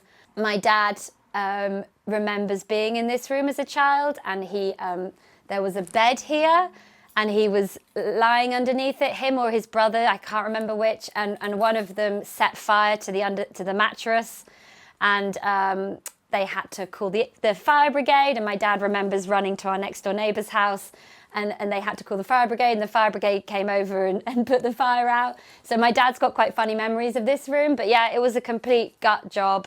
I always knew I wanted to do panelling in the kids' room, and I know it sounds a bit extra, but I think it just adds so much to the room, and it means we haven't had to put so much artwork up because the panelling does so much sort of that character building. The colours I get asked about a lot in this room. The panelling is Daines by Farrow & Ball. The wall colour is called Light Blue by Farrow & Ball. And then I found this really cute trim, a lady called Camilla Hampton. She's another UK designer. She makes all these beautiful trims. And I, just on a whim really kind of bought some and thought it would look quite cool around the room. And actually for me, it's one of like the best things about this room. I think it adds so much character. And the kids love it as well. They think it looks a bit like a circus in here, which is really cute. Again, like we didn't have a huge budget when it came to finishing this room, so we had a piece of MDF lying around the house, and I painted this for the kids, and actually, I think it works really nicely. And I painted them some paintings to go above their beds, which are really, super cute. And again, the kids love these, and hopefully they'll have these for a while, and they can, remember this cute bedroom when they're teenagers and grunting at me. This rocking horse is cute. This came from my parents' house, and I borrowed it about 2 years ago for to finish this room off for a photo shoot, and I've never given it back, and they haven't asked for it back. So the rocking horse is staying. And this little chair, this was my partner's grandmother's chair, and we had it reupholstered. And again, I like to bring in where I can, some sort of older items, and if there's anything that needs restoring or recovering, I'd rather do that than go out and buy a new item. I think it's got a lot more history, and it adds a lot more character to the room and ultimately to the house. So my style has always been quite, not eclectic, but I'm a big fan of sort of bringing old and new together. Even in like modern homes, I think it's really nice so I go out to a lot of antiques fairs, and I'll trawl eBay and even Facebook Marketplace, and sort of the antique shops around here, and always trying to bring in some new items into a room. Every room needs, you know, really decent carpets or flooring, really decent lighting, but then trying to offset the newness of a room with, it could be anything, a really lovely framed painting or an old sideboard or a really nice old sort of lampshade. And doing this house up has definitely made me realise maybe more the importance of that, because this house has got such a long heritage, and to gut this place and fill it with brand new sort of big box items would have been really wrong, I think, and not sat well in the house. So I've had to really hone my skills in buying antiques, and also we don't have the budget. Like we're renovating a house, we've got kids, and it's really expensive doing up a house, and even just decorating it, it's really expensive. So going out to the antiques fairs and the charity shops even, I mean the mirror I've got on the wall here, that was 30 quid from a charity shop in the town next to us. And yeah, some of it's necessity because we haven't got the budget, but I think in the end the room looks better for having a mix of old and new, and definitely try and do that for my clients as well. And it just creates a lot, the spaces are much more characterful for it, and often the furniture is better made. If that wardrobe has been around for 100 years, it's probably going to be around for another 100 years. Whereas, I mean, there is a time and a space for IKEA stuff, and obviously, but I think the go-to and especially thinking like environmentally as well, I'm a big advocate that the go-to should be have a look and see if you can find something secondhand or antique or vintage, and it doesn't necessarily mean that it's more expensive. It just often means that it's better made and it's going to look better in the room, and it's going to pull a lot more character than something that you've ordered online and got delivered in a big box and you've had to assemble and wanted to sort of poke yourself in the eye with the screwdriver while you're doing it.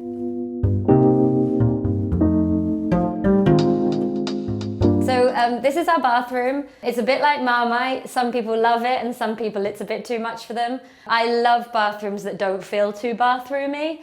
I think a bit like kitchens, you can get into a bit of a hole where everything's brand new and gleaming and shining, and I think there is definitely a place for that, and I know it makes some people happy, but for me, I love a characterful bathroom. But actually, we had to gut this room. It hadn't been renovated for a long time. It was carpeted, we had an avocado suite in here. So yeah, it was another gut job, but I wanted to build it back up and give it the character. This bath was a bit of a labour of love, so I designed it, and my partner is a trained carpenter. So yeah, I gave him the designs and he looked at them and he said, "I'm not doing that, that sounds like a bloody nightmare." And I said, "Please," and he said, "No," and I said, "Please," and he said, "Okay, I'll give it a go." So there was many weekends where he was locked away in the workshop making this, but both of us love it now, and the kids love it. It's really good for putting a glass of wine, having snacks on the side.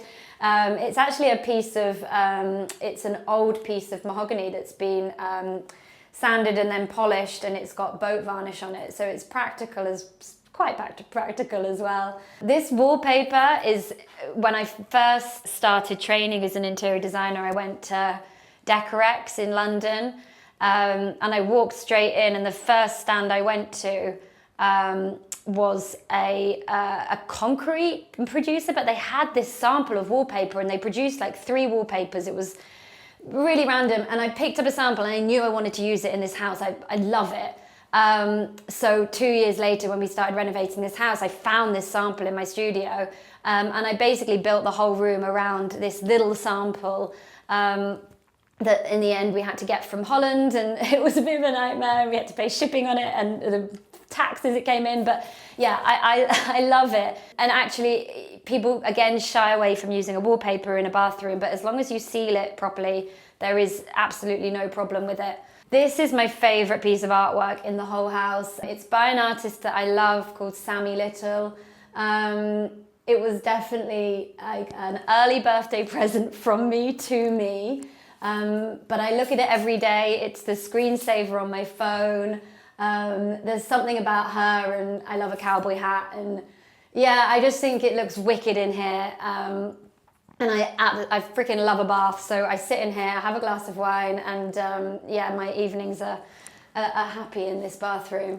I think like window dressings you can have loads of fun with, and like in the kids' room with this scallop palmet, I always try and do something cool with the window dressings rather than just going for like a plain old fabric. So when I told my seamstress I wanted like a zigzag, again, she was like, "Are you sure?" I said, "Yes."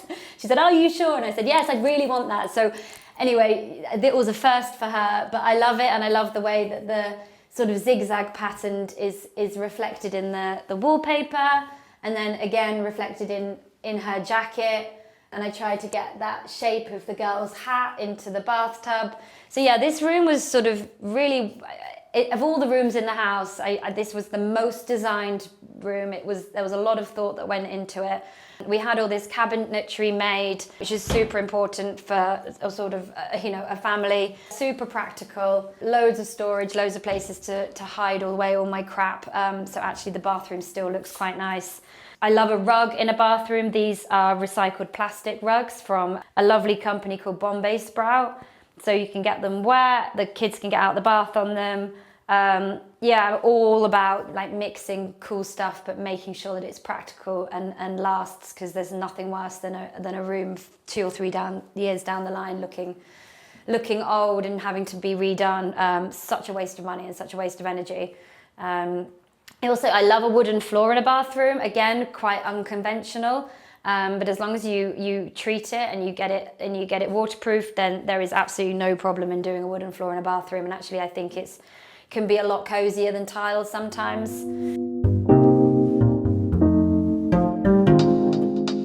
So this is my studio. This is where I spend a lot of my time designing for clients, sitting at my desk. This room, when we moved into the house, the lady that lived here, she used to grow all her plants in here. It was like a potting shed almost. And then when we were renovating the kitchen, this was our kitchen. And we had temporary worktops. I had a camping stove in here. It was absolutely freezing. We had mice everywhere. It was an absolute nightmare. So when we moved into the kitchen, it was just a really lovely, obvious place to have a studio. I've got views out onto the garden. I can keep an eye on the kids. We didn't do a huge amount in here. The flooring is original. We cleaned it up and gave it some treatment to sort of bring out the colour. The walls, we could have, gone further and boxed stuff in, but we didn't. It's a studio and I work in here. It doesn't need to be pristine. But I always knew I wanted to have this colour on the walls. It's called Sang de Boeuf by Edward Bulmer. Again, I really love his paints. And again, painted the ceiling. When you've got a room with not super high ceilings and you kind of want it to feel cosy, paint the ceiling. People always forget about the ceiling and they paint it white, and actually it's usually the biggest sort of space in the room. So yeah, I really enjoy working in here. I had some really nice blinds made up in a GP&J Baker fabric. Always wanted to use this fabric for years, and actually works really nicely with the wall colour. This used to be the entrance to the house, the back door, and it was this colour when we moved in. And actually, I love this colour. In the years gone by, people were actually quite bold with colours. We've definitely gone back to more muted tones, or a trend towards more muted tones.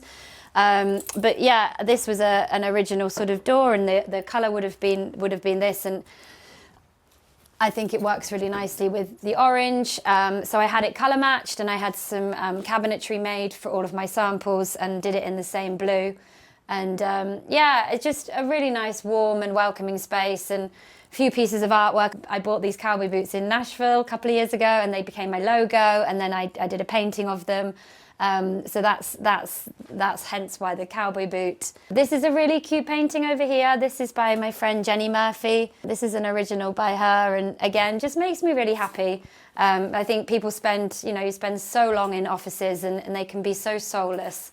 But when you're spending 6, 7, 8 hours a day in a place, I want it to feel really nice and warm.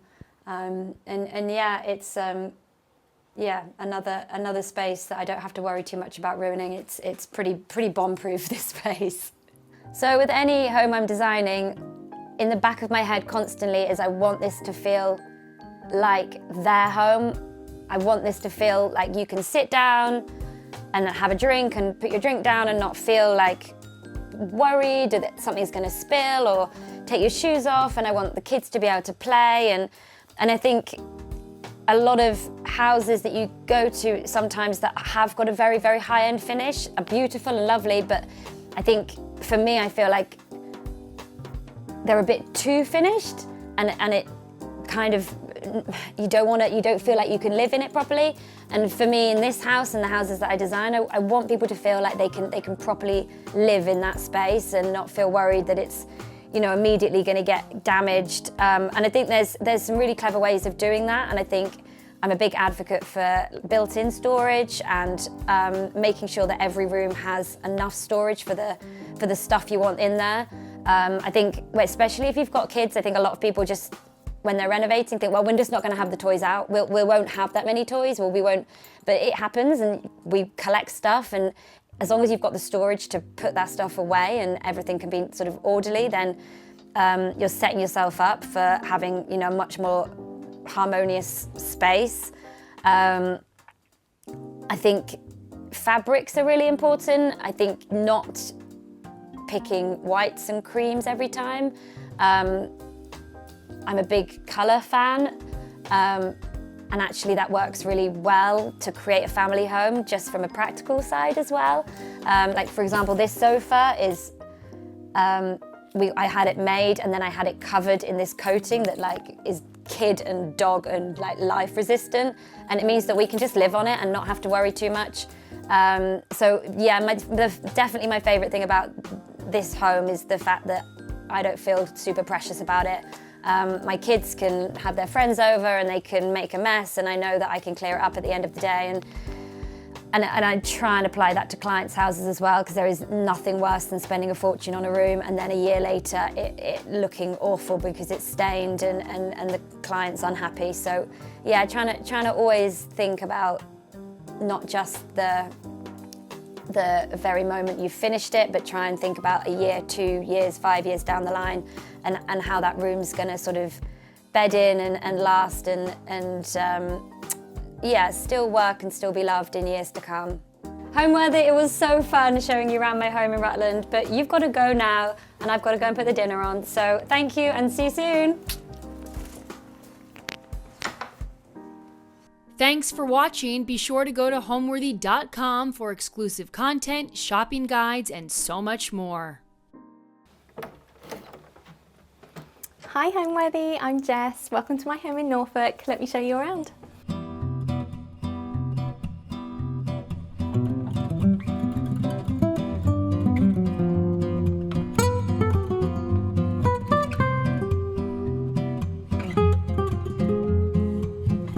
You're watching Homeworthy, where we believe every home has a story. I'm Allison Kenworthy, the founder of Homeworthy, and we take you inside the world's most beautifully decorated homes and introduce you to the brilliant people who live there. Hi Homeworthy, I'm Liz Lang. Welcome to Grey Gardens. Click the join button below to access all of our latest episodes ad-free and watch extended cuts of this and other homes, opening the doors to new rooms and exclusive content featuring our beloved hosts. I can't wait to see, I'm so excited. And if you're looking to shop items inspired by this and other Homeworthy tastemakers, be sure to use the product links below or scan the QR code on screen to find fabulous furniture, coffee table books, and accessories that can transform your house into a home. Hi, I'm Jess Daines. I'm a content creator from Norfolk. We've been living here for roughly about 8 years now, and we loved the fact that the property itself had an old feel, but actually they were only built in the early 2000s. So it means that we've got like the old house charm, but without all of the problems that come with an older house. So I feel like we've got the best of both worlds here. Welcome to our living room. This is pretty much where we spend a lot of our time, especially with the autumn and winter season coming up.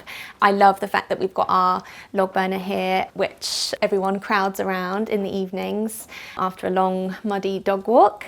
We've got 2 couches here which are usually filled with family, which I love, and just a lot of pattern going on, which I feel like I've got a lot more confident with, and again just toning in with lots of different earthy colourways. I love all of my accessories and things. I think that's really important. The details, I always find that really important with my rooms. The other thing that I think I couldn't be without is the lighting, a lot of lamps and things, so lots of layered lighting, natural textures, patterned lampshades, just lots of different levels of light, I think really help to bring the coziness to a space. I tend to find a lot of inspiration from paintings, and this one particularly has a lot of meaning as it's been passed down through my Dutch family. Even though it's quite a dark painting, I do love the fact that it has that moody, cozy feel, and I've been able to pull out some of the blues which you can kind of see accented around this room. This media cabinet was built by my husband, and it's where our TV hides. And I really like that it gives us a lot of opportunities for styling and a lot of storage as well. And the doors just kind of open like this to reveal the TV. So that's probably one of my biggest loves, I guess, is that we can just hide the TV away and the TV's then not the focal point of the room, whereas I really wanted the wood burner to be the focal point. So this mirror I actually found in a secondhand antique shop. I was really looking for something that was going to work on a landscape basis, and I love that it kind of picks out the deeper tones and it has that ornate kind of finish. I really love to mix old and new, so I feel like that really does bring some personality and charm into the space. So the rug, I actually get a lot of comments on this rug, and it was probably one of my best buys for this room because the size and the colour and the fact that you can wash it really easily as well. I like that it kind of picks out all of the different colours that we've got going on in here, and I feel like it really does ground the room and it brings that level of coziness as well.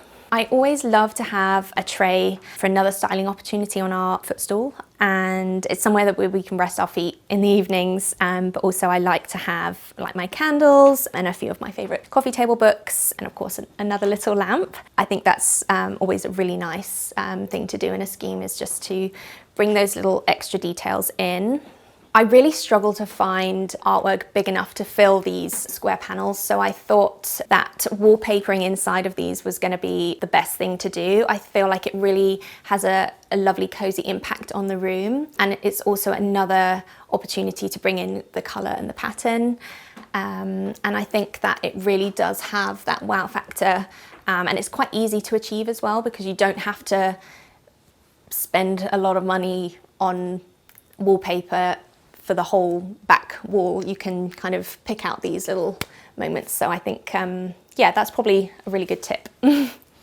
This console was another secondhand antique find for me. It actually belonged to my parents, and then when they moved house they didn't have space for it, so I was like, yes, that's definitely going to be mine. I've got the perfect spot. And again, just another lovely area to display candles and some greenery, and then the oversized piece of artwork as well, which I always think people tend to go a little bit too small sometimes on artwork, and I think to really have an impact it's nice to have a big statement piece. And I kind of love how this is a little bit more modern, so you kind of got that mix of old, new, modern, old.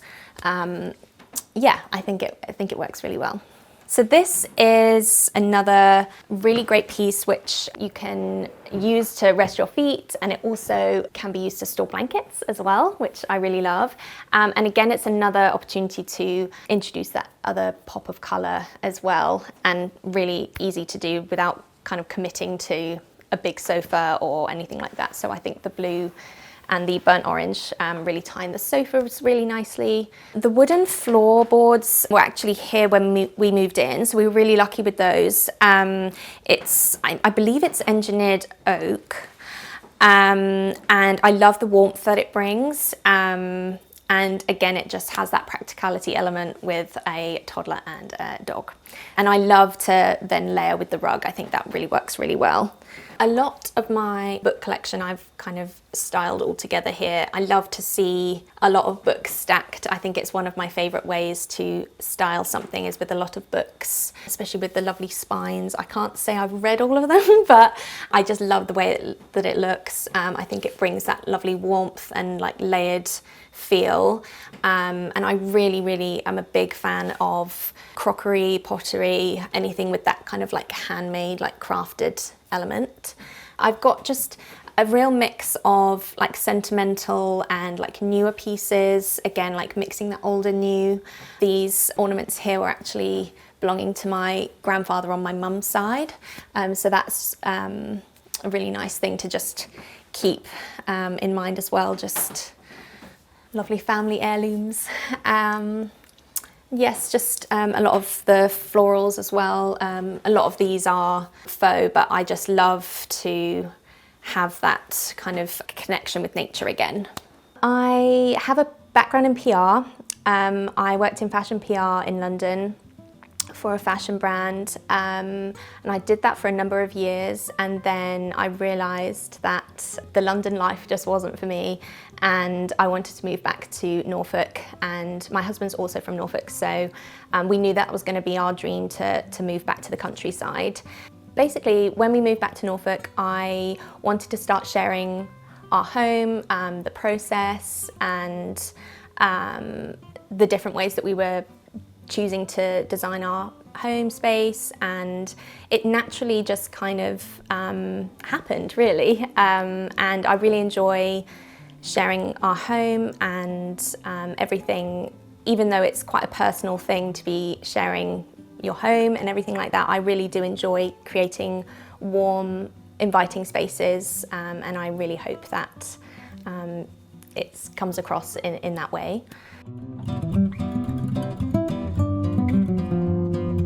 From our living room, we have this flow right into our new dining space, which we finished earlier this year. I love the natural light that we've got coming down from our roof lantern. This is a north-facing area of the house, so it was really important to allow as much natural light in this space as possible, which then floods into the kitchen as well, but we'll get to that bit. Again, this is just a really lovely place to gather. I really wanted to have the circular table to kind of make this whole space feel less angular. I wanted that like round, like organic kind of shape, and I've kind of mirrored that with the tray and like the round kind of vase. And again, like lots of like natural woods. That natural texture is just really important to me. I feel like it brings so much warmth, particularly as we've got like the neutral kind of walls, and again we've got the layered lighting. I just don't think you can ever have enough lamps, to be honest with you. And this armchair here, this is what everyone fights over in this house. It's a perfect spot for your first cup of tea in the morning. Theo has his morning milk here as well, which is just so lovely, looking out into the garden, and having these bifolds has been just wonderful during the summertime, just opening that all up and having that connection into the garden, and again that connection to nature, which has really felt like an extension of our home. So that's probably one of my favourite features. We've recently added these lovely curtains. I didn't want anything too heavy, and I feel like they filter the light really beautifully, and also help frame and soften the bifolds. The sideboard, I really wanted to just have another area for storage really. So we've got a lot of extra dinnerware and glassware in here. And it's a place where I keep like a lot of my candles as well. We're coming into candle season, so I've always kind of got candles on the go. And the mirror, again, this actually belonged to my parents, so that's a really lovely thing, and it's great to be able to bounce extra light around the room as well. And I love that you can have the reflection of the kitchen as well coming through there, so it kind of frames the view really nicely. I also really love to change up my floral arrangements to reflect the different seasons that we're in. So we've got quite an autumnal arrangement here with the berries and a lot of foliage. And again, like lots of books, this time we've got some antique ones here. Again, I think that brings that element of old and new. And this, actually this little hedgehog, this belonged to my grandmother, and I just find it so cute. And so that just sits on top of there. It just makes me smile. The two paintings that I've got in here, they balance off each other because they tone really, really beautifully. This one actually has been passed down from my Dutch family side. And I always remember this painting in my grandmother's house. So I just really, really love to have this in our home now. And just thinking of those memories, visiting her in the summer. It's just so lovely, and I think that might be one of my favourite things in our home, to be honest with you. And this painting actually was recently gifted from my mother-in-law, and I just love the colours and the fact that I believe this is a French painting. But I love all the brush strokes, and yeah, it's just, art can be really a tricky thing, but I think it doesn't have to be expensive. I think as long as you've got that kind of personal connection to it, you can have anything you like. And yeah, I think it's a really great way to bring in personality. So it's a beautiful day today. Let me show you the garden.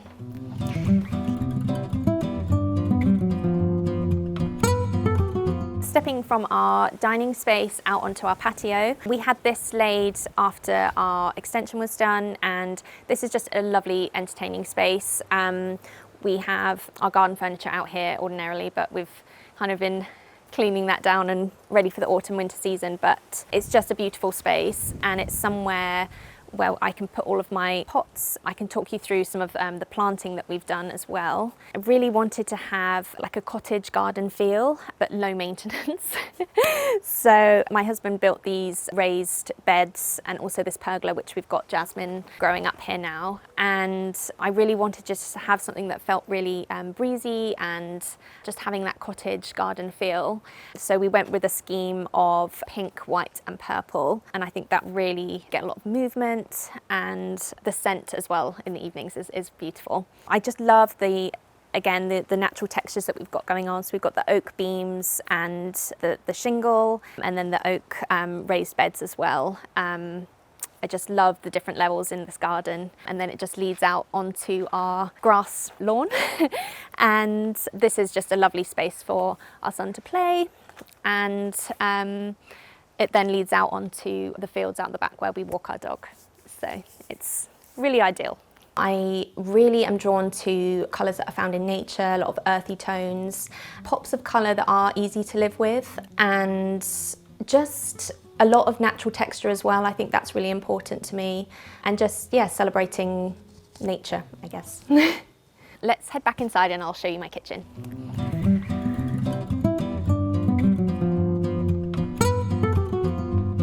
Welcome to our kitchen. This is definitely my favourite room in the house, and we have seen some changes in here as well. First off, the wonderful kitchen island that we have. This is a great space to prepare food on. We can bring Theo's high chair up here, and it's a really social space. It also enables us to have a little bit more storage, and it's maybe a great opportunity to have like more of an informal dinner, which is lovely. I also love to celebrate the different seasons as well, so it's a great opportunity to have like a lovely arrangement. Now we've got the beautiful squashes and pumpkins, so autumn is my favourite time of year. I think this house really comes into its own. It's just so cosy. I also love the fact that we decided to go with a colour contrast as well. All of the cabinetry in here is neutral, so I really wanted to make this a real big focal point. And red has just had a resurgence, and I just love it so much.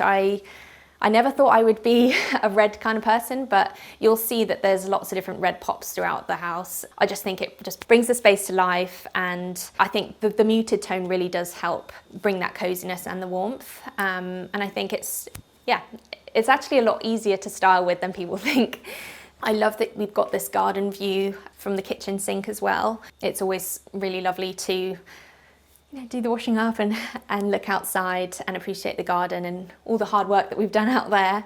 And this is probably my favourite corner. This is probably what I'm most known for. I'm always styling this area up in different ways, but it's functional and it's got all my favourite things in it as well. I've got a lot of like collected pottery from France where we've been on holiday, and again we've got some little heirlooms from my grandparents as well. These little robins. I always remember these in my grandmother's kitchen. So now she's no longer with us, it's really lovely to have those. And I think this is it just adds personality and charm to your kitchen. So I really, really love that. The other thing that I really want to share with you is our amazing dresser. So this was actually, we found this on Facebook. I think we paid £100. It was crazy. I've never driven so fast to pick something up. It was just, yeah, absolutely fantastic. I love the fact that we've just left the natural wood. I think people are always really quick to paint things nowadays, and I think it brings so much warmth and personality and charm to our kitchen, and I love that it's a new unique piece. No one else has this, and I really love it. And the same for our larder cupboard as well, that houses all of our dry foods, and it's again a great a really great storage piece, and it kind of allows us to not have so many cabinets on the walls, so we've been able to have all of the open shelving, which has enabled more styling opportunities, which is music to my ears. So we've got this beautiful teapot and family little cups here, which were a beautiful gift just before we had our son, and I think it was probably one of the first things that kind of made me realise that we were about to become parents. I know it sounds crazy, but just seeing like mummy, daddy and baby, it's just really special, and I can't say that we've used it because I'm too terrified of anything breaking. So yeah, that's probably one of my favourite pieces on here. Probably just want to talk about this painting actually, because this is where I've drawn quite a lot of inspiration for the colours in here. The reds from the painting are reflected in like the island, and the different pops of red from like the rug and the lamps, and again some more artwork here, and the greens as well. I really wanted to have another colour pop, subtle but still tones in with the rest of the kitchen, and the green tiles really are a lovely focal point. So that is probably the inspiration to the colour palette in this kitchen. The lighting in here, I really wanted to have something that's kind of anchored to the island, and I love the softness of the like cotton shades, which have a little fleck in them, and I wanted to bring more of the brass, the warmth of the brass elements through, so that it was just a perfect piece. And again, more of the natural texture. We've got these really lovely woven bar stools, which are really super comfortable, I must say, for a bar stool. I love the woven natural detailing on here, and yeah, they're really perfect for enjoying a morning coffee. It has got a cottage feel. It can be quite dark, but we did put an extension on the back of the house to join our living room and kitchen space, and that has really opened things up for us. The abundance of the natural light coming in when you come down the stairs in the morning, it's just wonderful.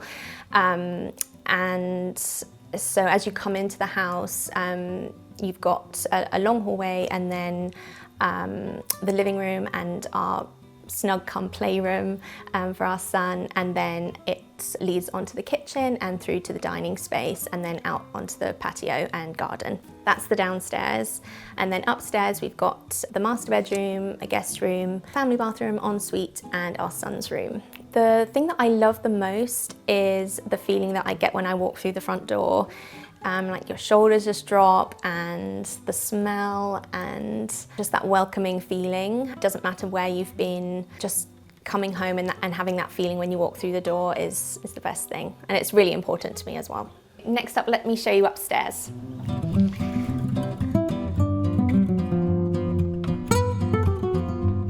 Welcome to our master bedroom. This has been a newly decorated room, and I really feel like this is my boldest design yet. We have wallpapered all of the walls and the ceiling in this beautiful botanic wallpaper, which again picks up on like the reds and the greens and the mustards, which are kind of reflected in other areas of our home, which I really feel like helps with the flow of the house. And then we added this lovely paneling in this beautiful shade called Tuscan Red, which I think brings such a warmth, and it works so well with the wood and the windows. And I love how we've left the dado rail in this beautiful oak as well. That was one of my husband's ideas. And again, we've got this beautiful light fixture, which brings more of the warmth through with the antique brass and the glass. Really helps to elongate the ceiling. And I've got a beautiful view out to our garden, which is really lovely to wake up to, and just opening up the blind in the morning and seeing that. It doesn't really matter what the weather's doing. I just love to see that view out into the fields. To bring more of the red elements, I really love this kind of like boucle, like wool accent chair. I think it's so fun to have a colourful kind of interesting pop of colour when it comes to seating in a bedroom. I can't say I spend a lot of time sat there these days, but I think it's just a beautiful feature to have in a bedroom, and it adds another level of softness. As you can see, the bed is full of cushions and this lovely, beautiful velvet bedspread, which I've recently added as the evenings are getting a lot cooler now. And I just love to have that like full, like abundant, comfortable feeling to our bed. So it's a place that, you know, you come back to in the evenings and you just want to dive straight in. I could dive straight on there now, but I won't. Yes, it's a sanctuary. It's a sanctuary, and yes, it's a room that I'm quite proud of, because there's been so many different elements that have needed to come together, and yeah, I feel like it works, even though there's a lot going on. I feel like the colour palettes and everything bounce off each other and work really well. So this is our ensuite bathroom, which kind of echoes the similar sort of colour palette to our bedroom here. And I think one of my favourite elements is the terracotta tiles on the floor, teamed with the green tiles that we've got going on in the shower. I think it's just so beautiful and warm, even though it's you know, quite heavy on the tiles, which can feel quite cold, I think. Due to the colour palettes, it really does help to bring that warmth. And again, I love the fact that we've continued with the antique brass in here and the gold elements. It kind of brings that like level of luxury to like a country house. So yes, I really do love this bathroom. Even though it's small, it's mighty. I really love it. Home is my family first and foremost, and again, just the feeling of belonging and safety and somewhere that you can truly be yourself and relax. It's been so fun showing you around Homeworthy, but it's time for you to go. I need to go and play with my son. Bye. Thanks for watching. Be sure to go to homeworthy.com for exclusive content, shopping guides, and so much more. Hi Homeworthy, I'm Emma Hicks. Welcome to my home in Sevenoaks. I can't wait to show you around.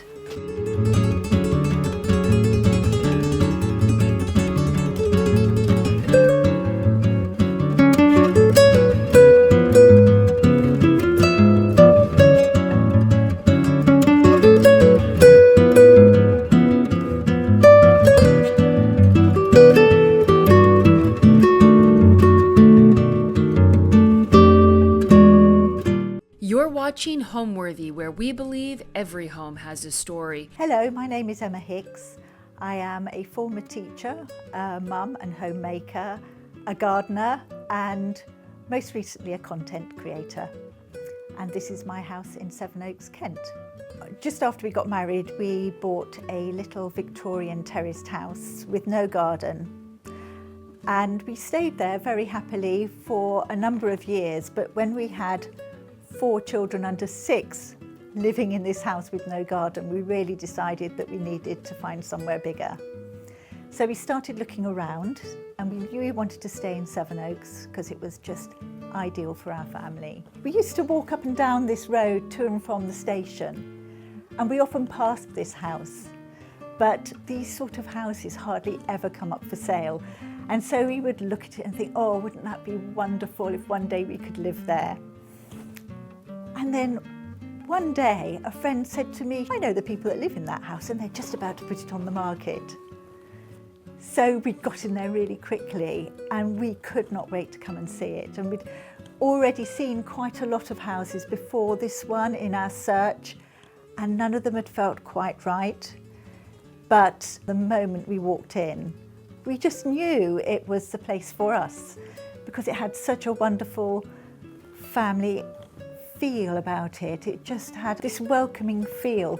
And the moment I walked through the front door and saw the view that looks out onto the garden through this beautiful bay window, I knew it was the house for us.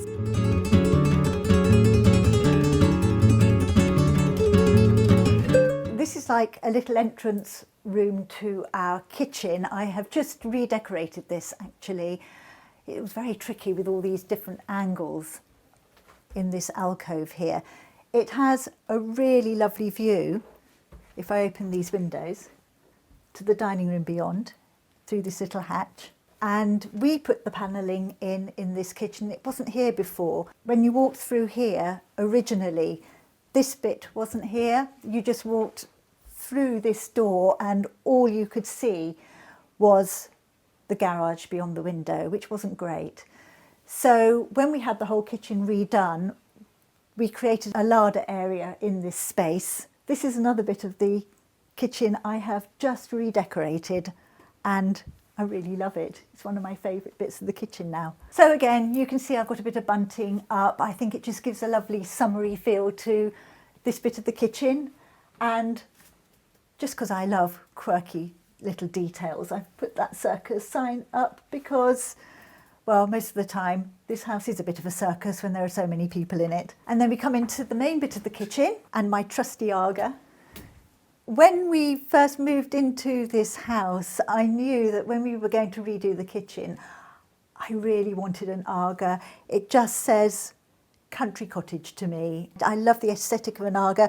This one, she's quite old now, but she's such a trusty workhorse. I have to turn it off in the summer because it gets too hot, because as you can imagine, this whole kitchen is southwest facing, and when the sun shines, it gets really warm in here. So at the moment she's off, which is sad, because in the winter, I will come down first thing in the morning, and sometimes all our animals are lined up on the mat in front of the Aga, warming their paws, which is what I love. I do a lot of baking, and it took me quite a long time to learn how to bake in an Aga because I'd only ever had a fan oven before. So I spent quite a few baking sessions, either undercooking things or burning stuff, because with an Aga, in the Aga oven, you can't actually smell when something's burning. You can only smell if it's burning when you go outside and you can smell the smoke coming out of the flue at the top of the house. This area up here actually is one of the original features of the house. It was here in the kitchen even before we redeveloped this whole area, and I love it. In the winter when the Aga is on, I don't need a tumble dryer. All I do is put a load of washing up on this area. It lowers from the ceiling and then I can pull it back up again, and it will dry a whole load of washing in half a day when the Aga is on.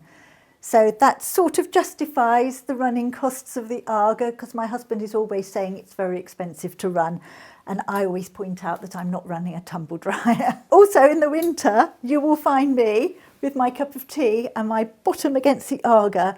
This is where I spend all my tea and coffee breaks.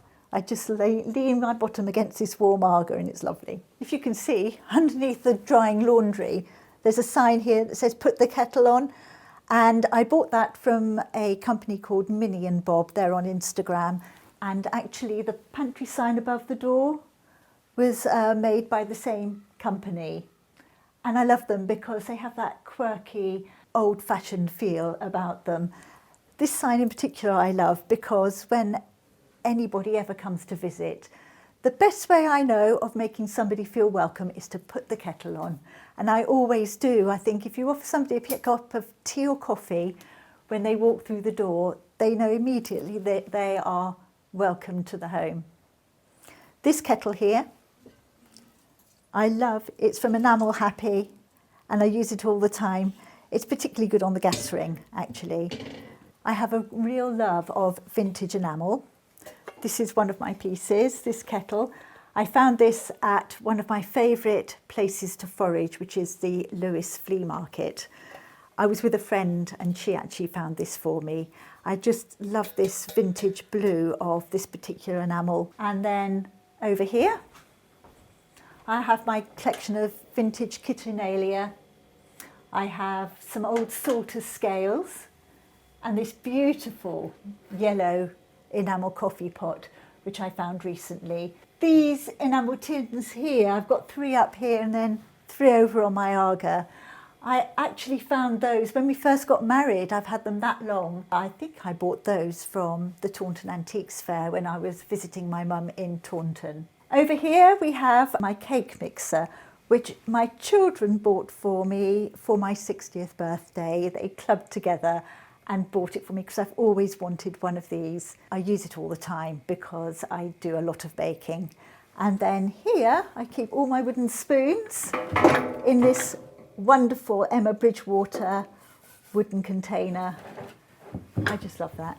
So when we moved in here, this was the original kitchen, and we had a wall here and a sink and a window onto the garden.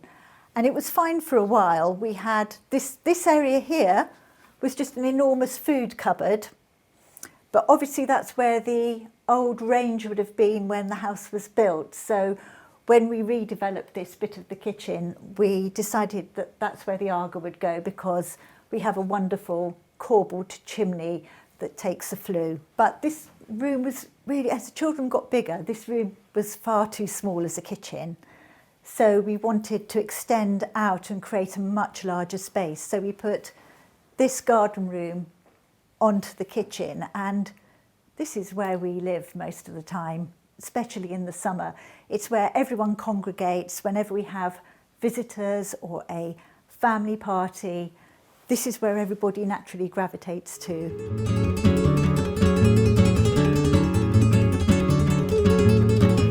These are where I keep all my art stuff. I don't have much time to paint and draw, but I do love it. So I keep my paintbrushes and all my papers. Here, there's my cookery books at the bottom. This table is probably my favourite thing in the house. We bought it from a reclamation place in Devon when we were visiting my mum one summer.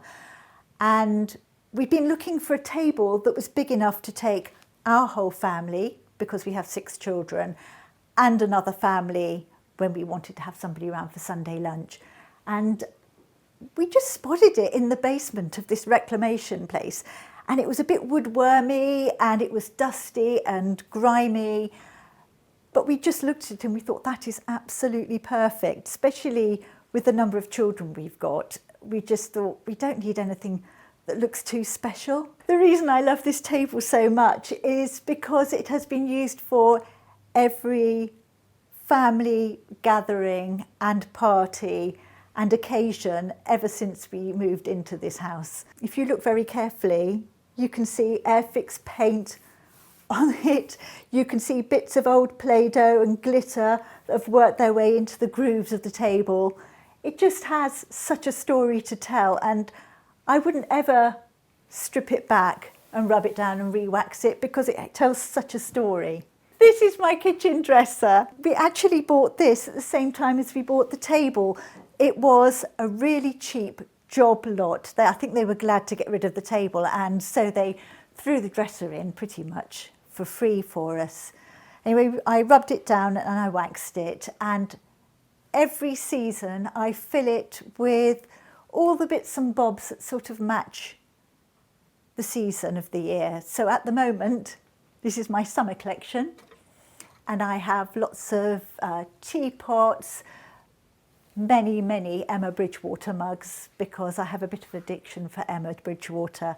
All my friends and my family know that for birthdays and Christmases, that's what they can get me, is another mug or another plate from Emma Bridgewater. This is a mug that my son recently painted for me, my youngest son. It's a picture of Molly and Mungo. He did it with his girlfriend at a pottery class. Gave it to me for Christmas. I've got little gifts that my friends have given me. I've got my Beatrix Potter little figures I've had ever since I was a child. I love those. This was a gift from a dear friend. As you can see, it's very floral because I love bringing the outside into my home. My garden is full of flowers and I love to bring flowers into my home as well. So you can see I've got all sorts of florals up here. This is one of my fairies. It's Miss Delphinium fairy. So her petal skirt matches the flower. I make quite a lot of fairies that match the flowers in my garden. And here is another one. She's Miss Rainbow Fairy. She's holding a rainbow of flowers to remind us that we have to have the rain, because if we didn't have rain, we wouldn't have flowers. Here are some bits and bobs of vintage china that again I have collected over the years. You can pick these things up for next to nothing in places like Lewis Flea Market, and it just reminds me of my nan. In fact, talking of my nan, these little tea plates here used to belong to her, and every time I look at them it reminds me of her. Well, I am a great crocheter, so there are lots of crochet granny square blankets in the house. I just think it adds a really lovely, cosy, welcoming feel to the place. These sofas are where the dogs and the cats are allowed to sleep whenever they like. I put throws and quilted bits and bobs on the sofas that are completely washable, so that when the dogs come in from a muddy walk, they can come and relax on the sofas, and it really doesn't matter if there are muddy paws. This is my geriatric cat. This is Susie. She's nearly 21 years old, so she's been here pretty much the whole time that we've been in this house. All the other animals are absolutely terrified of her, aren't they? Aren't they? This cushion is in a floral design that was created by a really good friend that I made on Instagram, actually, Anna Platt's illustrator. And she came last summer to spend a day with me in my garden with her children. And she took loads of photos of my late summer garden, which was just full of all these beautiful sunflowers and cosmos and butterflies and bees at the time. It was a perfect summer day. And she took lots of photographs, and then she went away and she created this design, which is called Emma's Garden. I have got quite a few pieces of her design in my home. This poster here, I hang it up every summer because again it has a lovely festive sort of village fete feel about it. I actually bought it when it was the Queen's Platinum Jubilee and we had a party here. We had Union Jack bunting up, kegs, red, white and blue. It was lovely. And it's from Tilly Letterpress. I've got a few posters from them actually, but this was one that stays up in the summer. I have lots of floral cushions. This one is from Phillips and Cheers, and actually around the house I have a lot of Lizzie's cushions. Again, I got to know her through Instagram actually, and I just love bringing vintage florals into my home because again, as I said, I like to bring the outside into my home. I have lots of flowery bits and bobs. I love this room because even on a dull day like today when it's raining, you sit here and you just feel you're in the garden. You have a beautiful view out through all of these windows. Again, I have lots of geraniums here because they create some kind of link between the inside and the flower borders beyond. These are the double doors that lead to my garden. And on a lovely day, not today, we have these flung open. And again, it almost feels like this is just an extension of the garden into this room. All the chairs around this table are different colours. My whole house is a bit like this. I don't have anything that matches. I have a very eclectic style, and I just love that everything is really informal, and you don't need to worry about whether something goes with something else, because as you can see, I just love lots of colour in my life. This cloth on the table was given to me by a dear friend, and it's one of a number of vintage tablecloths that I have, which I always get out when we have parties or friends round for tea, because they give such a lovely feel to the table. And these flowers here, I picked these from my garden yesterday. We have sweet peas and astrantia, delphiniums and spray roses here. Lots of beautiful summer flowers. I've had, actually in all the rooms, I've got lots of flowers at the moment because I rescued them knowing that the weather was going to be really bad today. And it's much nicer to be able to enjoy them indoors and to allow them to get flattened by the wind and the rain. Our family is one of just a handful of families that have ever lived in this house since it was built in 1898. It's a sort of place that you move into and then you just don't want to leave. When we moved in, it was in a bit of a state. The previous family had been here nearly 50 years and it needed rewiring and replumbing. So we had the whole place done up before we even moved in. So it was in a bit of a state. And once we'd had that done, we just did a quick top to toe decorate of the place and made it fit for our family. And then over the years, as the children have got older, obviously it's evolved. It has changed many times, this home.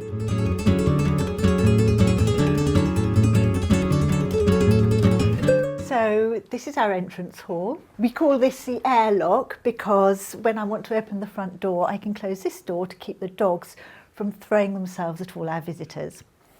If you look up here, we have welly boots in absolutely every single size, so that when our friends and family come to stay, we've always got a pair of Wellington boots that will fit their feet so that they can go for a nice muddy dog walk with us. And from our entrance hall, you come into the main part of the hall. When we first came to view this house and I walked through the front door into this space and I looked through the double doors here into the living room, the bay window and the garden beyond, that is what sold me the house. I didn't even need to look at the rest of the house because that view through the sitting room to the garden is just beautiful.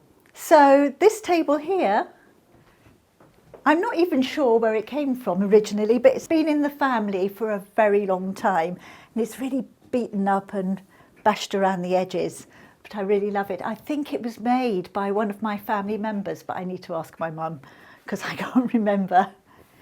And the little shelf above, my mum bought us those years ago. She's an excellent forager in antiques markets and flea markets, and she's always finding bits and bobs for her own home and for ours as well. If you look here, look, it's one of my little doll fairies that I make. When I was a little girl, my nan and my mum used to make pipe cleaner dolls for my doll's house, and I used to watch them make them. And then a few years ago, I just thought I'd have another go because my daughter had a doll's house, and I thought, I'll make some little dolls to go in the doll's house. And so I tried to remember how to put them together, and gradually over the years I've had lots more practice, and I've tweaked my design and thought about how to make them better and better. And now I make them all the time. I just love them. They make really lovely gifts. I have them hanging around all over the house. I crochet the little jumpers. Can you see? On a tiny crochet hook. And I make the little hats with crochet thread and a small crochet hook as well. And I often use Liberty fabric, which is this very fine cotton lawn. I often use that for the skirts because it's so soft and the print is really little.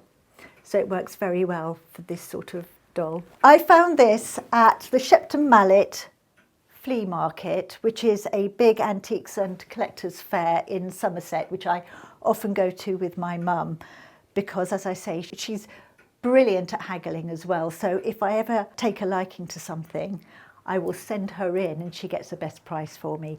Anyway, we saw this at one of the fairs, and it's just an old enamel sign. It used to be set into a post box because it's still got the screw holes in it. I think all letterboxes used to have an enamel sign like this, but it's obviously been taken out, and I just love it because it makes a rather plain black fireplace really pop with that sign in the alcove. Over here we have a beautiful long case clock. This was actually the first antique that me and my husband bought for this house when we moved in. We always had an idea that we would like an entrance hall like this with a long case clock. And I just love the way it ticks away and chimes on the hour. So the curtain fabric on these windows, and it's taken through to the sitting room as well. This is a really old Laura Ashley fabric, which again I saw when we first moved into this house. These have been up ever since we moved in pretty much. And it's beautiful. It's very faded and worn around the edges now. That's why they're folded in a bit like that. But I really love them. In fact, I love them better now that they're more worn. And if you look into this living room, that fabric has been used all the way through. I think when the children were small, we decorated this home and styled it in a very practical way. There was storage everywhere. You can imagine with 6 children, we needed a lot of storage for all their rugby boots and football boots and paraphernalia that goes with 6 children. Practicality was in my mind the whole time when they were small. And gradually over the years, as the children have got older, and especially since they've all started to leave home, I've been able to start repurposing the rooms in this house. I suppose I have always had it in my mind how I would like this place to look once all the children had left home. And it's only since really that they have gradually left the nest that I have been able to start reclaiming bits of the house. And gradually over the years I have added more of my personality and style to the house.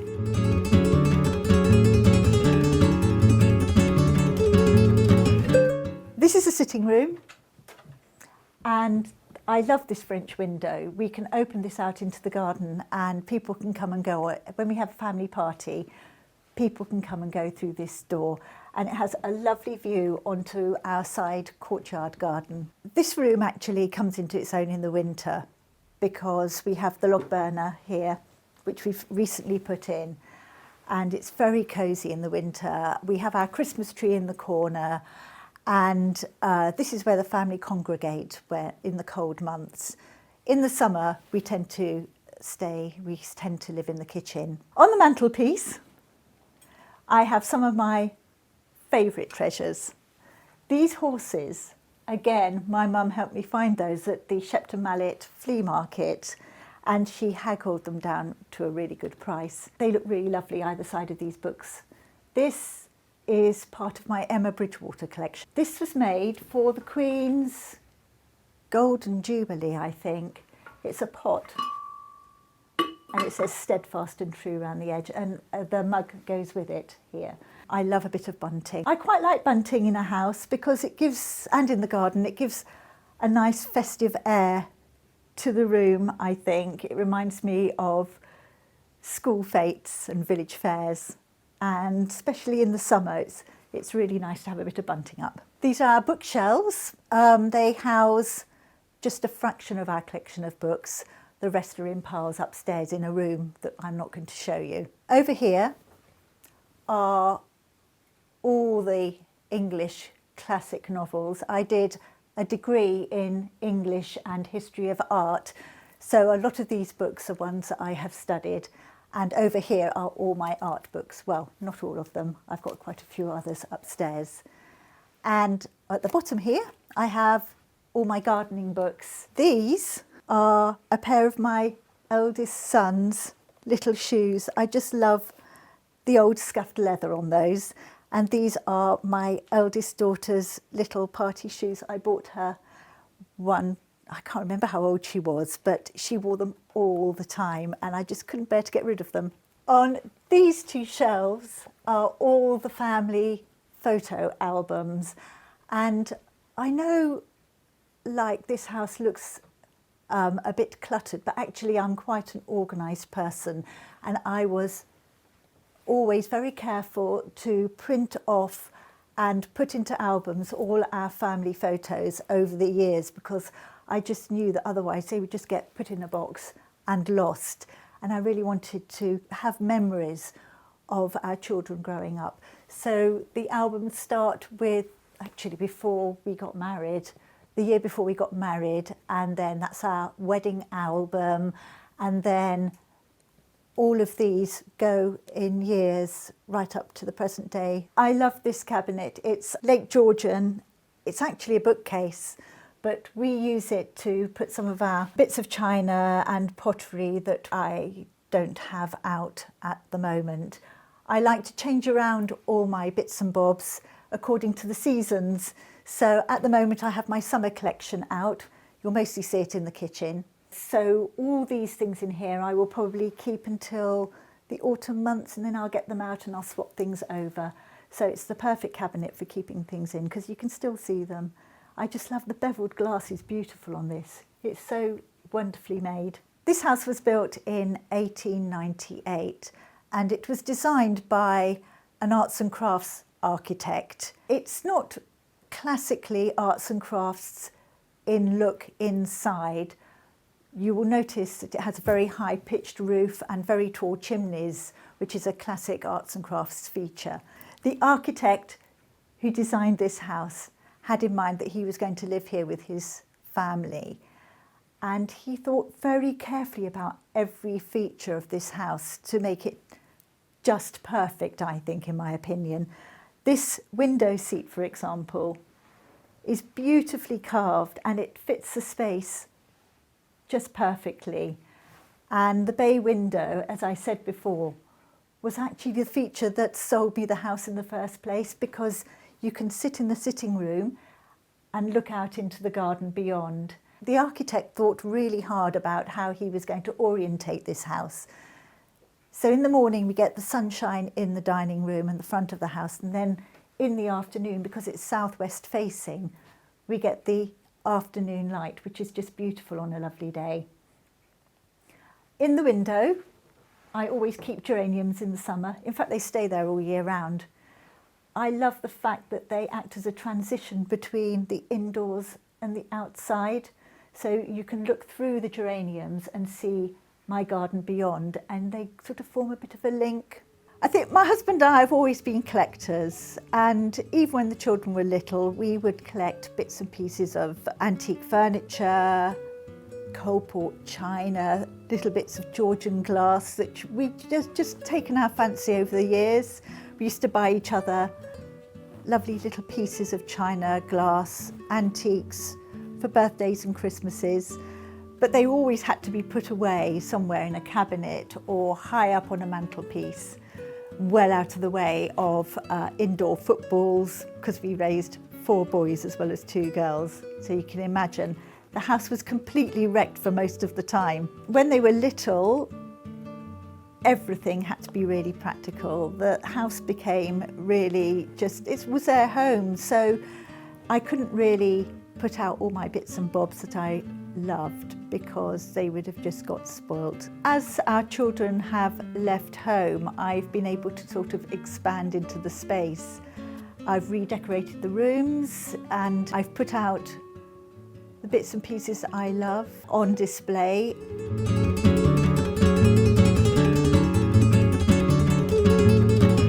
At the bottom of the stairs, we have a sign which says "Naughty Step."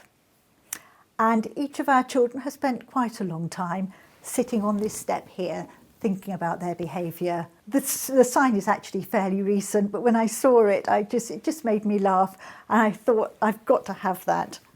They thought it was hilarious, fortunately. This staircase, when we moved in, was covered in carpet, and when we decided to eventually redecorate this whole area of the house, we lifted the carpet, and underneath we found these beautiful beveled stairs.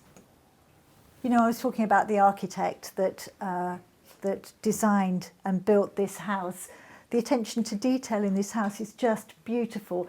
Everything about it is really nicely made. The mahogany handrail is beautiful, and if you look in here, all these pegs that go around here in the entrance hall where all the coats hang, that's an original feature too. Everything's been really beautifully thought out. So going up the stairs are lots of family photographs. Some of them are quite new, but a lot of them are historic. I rifled through my mum's collection of family photos and discovered all sorts of photos of my dad when he was young, my mum when she was a child. I've got pictures of my grandparents and even my great-grandparents in Edwardian dress. It's a very flexible space because I can take things down and put things up. So at the moment I've got the wedding photos of our son and daughter-in-law who got married a couple of years ago. And I fully intend to take more photos down when we eventually get lots of grandchildren, and I will have a whole wall of my grandchildren's faces looking down at me.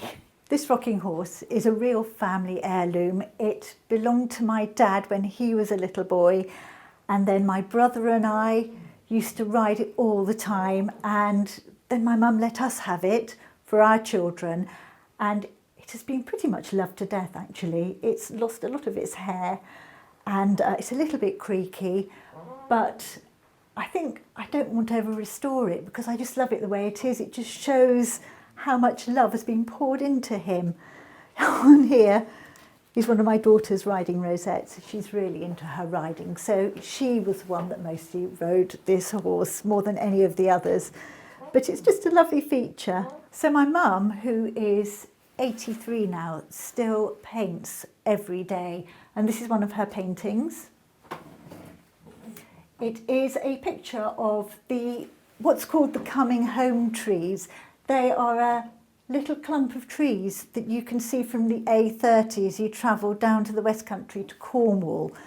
And because we went down to Cornwall every single year when our children were little for our summer holidays, it was always really exciting when we saw those trees because we knew that we were nearly there. In this cabinet, I keep all of my children's first shoes. I've got 6 pairs, plus my daughter's first ballet shoes. And in fact, that next to her ballet shoes is her nursing badge because she's a midwife, she works as a midwife. I've also got in here the sugar flowers from our wedding cake and the sugar flowers from the christening cake of our firstborn. Also, just here is my dad's scouting woggle, which I've always kept. He was really into the Scouts. And in fact, for a few years, I ran a Beaver Scout group too, but I wasn't allowed to wear that woggle because apparently you've got to be quite high up in the Scouts before you're allowed to wear one like that.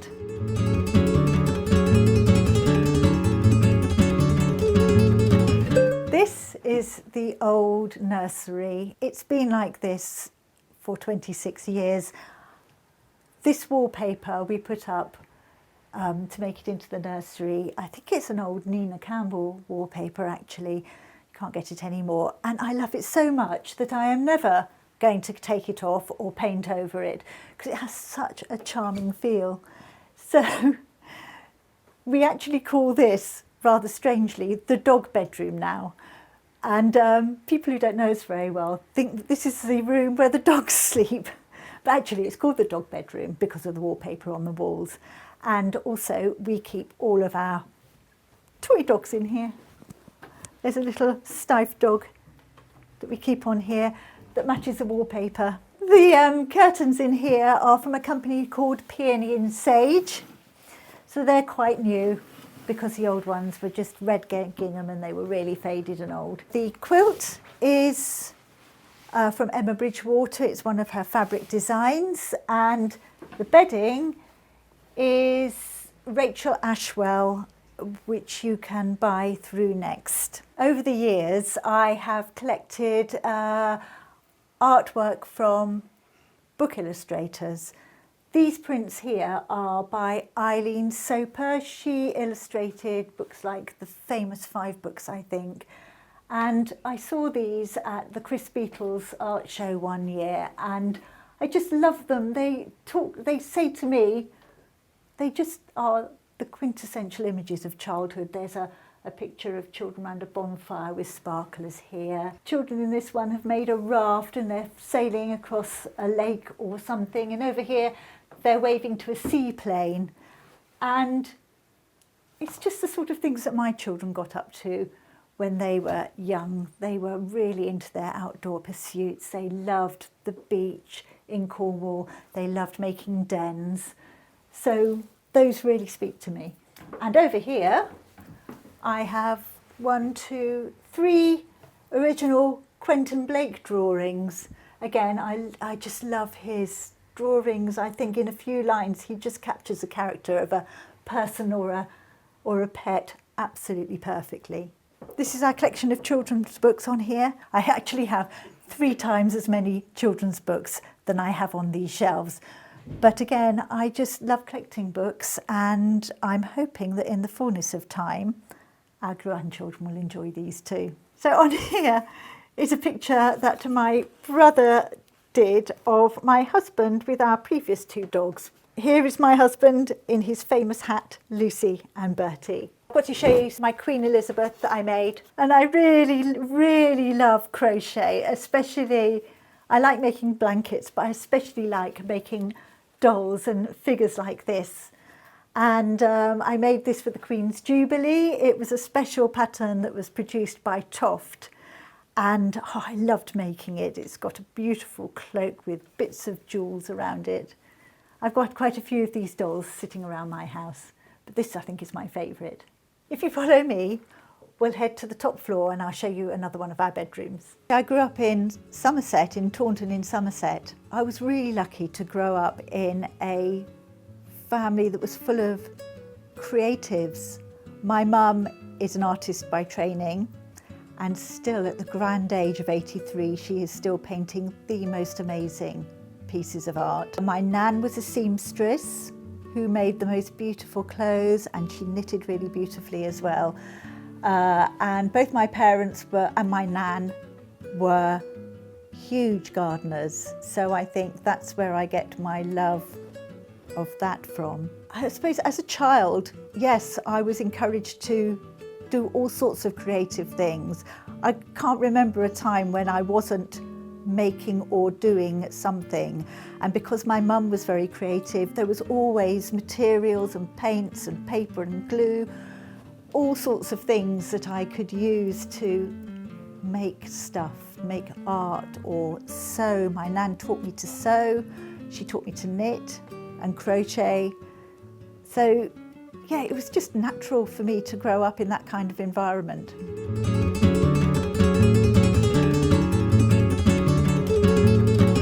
This is the most recent bedroom that I have just decorated. There's a place called Charleston Farmhouse just outside Lewes, just at the foot of the South Downs, and it was the former home of Duncan Grant and Vanessa Bell, who was the sister of Virginia Woolf, and they were part of the Bloomsbury set. And when they moved into the farmhouse, just before the First World War, they set about decorating every surface of the house in these just amazing patterns and motifs and pictures. And it's one of my favourite places to visit, and whenever I go, I just think one of these days I'm going to create a room that is inspired by this wonderful house. And so this is it. I was really lucky to find a wallpaper that was absolutely perfect for this room. So if you look, it actually has that painterly, sketchy feel of the paintings on the walls at Charleston Farmhouse. It's produced by a company called Bloomsbury Revisited. They do several wallpapers, and when I saw this, I just knew that it was perfect for the room. I was going to wallpaper the entire room, but then I realised what an enormous job it was going to be. So I just wallpapered the bottom half, and actually I'm quite glad I did, because otherwise it would have been just too busy. The ceiling is painted in Farrow and Ball setting plaster, which is the same colour that's in our kitchen. Actually, it's a lovely soft pink shade. And when I had done the base coat, I decided to do Charleston farmhouse style, some freehand painting. I used a stencil as well to help me. The curtains are a fabric from Vanessa Arbuthnot. This bedding on the bed, again, is Rachel Ashwell, which again you can get from Next. I have got a few cushions in here from CZ Watson, this one and that one. And this elephant lampshade is from CZ Watson too. And then I've just filled it with some of the antique bits of furniture that we've collected over the years. This little money box my mum bought me. She's always finding quirky little things to go in our house. He looks really lovely just there. The two dresses hanging up are party dresses that I have worn in the past, which sadly I can't get into anymore, but they do look lovely hanging up. And the artwork on the walls, in fact, all the paintings in here are painted by my mum. So we've got a view of St Ives over here, where we actually went and did an art course together a few years ago. And possibly my favourite is the pot of snowdrops that is on the far wall over there. The wreath I made out of the straw flowers that I dried last year from my garden. I grow straw flowers every year and create little posies and wreaths and things to go in my own house and to give to friends and family as gifts. Again, I was with a really good friend of mine who is so happy to go around flea markets and antiques fairs with me and spend the whole day foraging for treasure. I spotted this in the window of Lewis Antique Centre and I just had to have it because I just knew, I could see in my mind where it was going to sit in this room, and it looks just beautiful next to this bookcase, which is again something we picked up for next to nothing at an antiques place somewhere in Sevenoaks, I think. And I have filled it with more of our children's books. Dotted around our home, I tend to hang little dresses that used to belong to my daughters. I find it quite hard to get rid of things like that. I'm a bit of a hoarder and I'm very sentimental about things. So I just think they make a really nice detail in bedrooms in particular. My perfect summer day, it would start, I really get up very early in the morning. In the summer, I'm often up at 5 o'clock in the morning because I just love to go out into the garden with my first cup of tea and do a little tour, usually with one of our ginger cats by my heels, and just listen to the bird song because it's just beautiful at that time of the day. So I'll do that, come in, have breakfast, and then we will walk our 2 Labradors. One of our favourite walks in the woods around. There's lots of lovely walks that we can do around here. And then I would come back, I would bake some cakes, and if I'm honest, my favourite sort of summer afternoon is having friends round for tea in the garden if it's a nice day. So I will bake cakes and I will dress a table outside. I will pick some flowers from my garden, put them in a jug and make it look really lovely. Probably put a bit of bunting up because my friends say I'm the bunting queen. And that would be my perfect summer day. The word home means everything to me. I have spent most of my adult life creating a home and garden to wrap my family around. And this place is sort of like, my children call it the mothership. So they always, even though they're adults now, they're always coming home and spending a weekend or maybe just a night away. And I love that. I love that they want to come back to the nest. And it's the perfect place for family gatherings. We're quite close to London, where a lot of our, well, in fact, all our children live in and around London. And it's easy for people to get to from there. It's easy for my family who live in Somerset to come up here. So this house and this garden lends itself really well to family gatherings, parties, especially in the summer. And I just love that people want to come here, that they feel really welcome. We have a really open door policy in this house. when my children were growing up, I was really happy to let any of their friends come and stay whenever they wanted, because I just wanted our children to feel that they could bring friends here and know that they would be welcome and they would be fed and watered. Maybe a Sunday lunch would be on offer.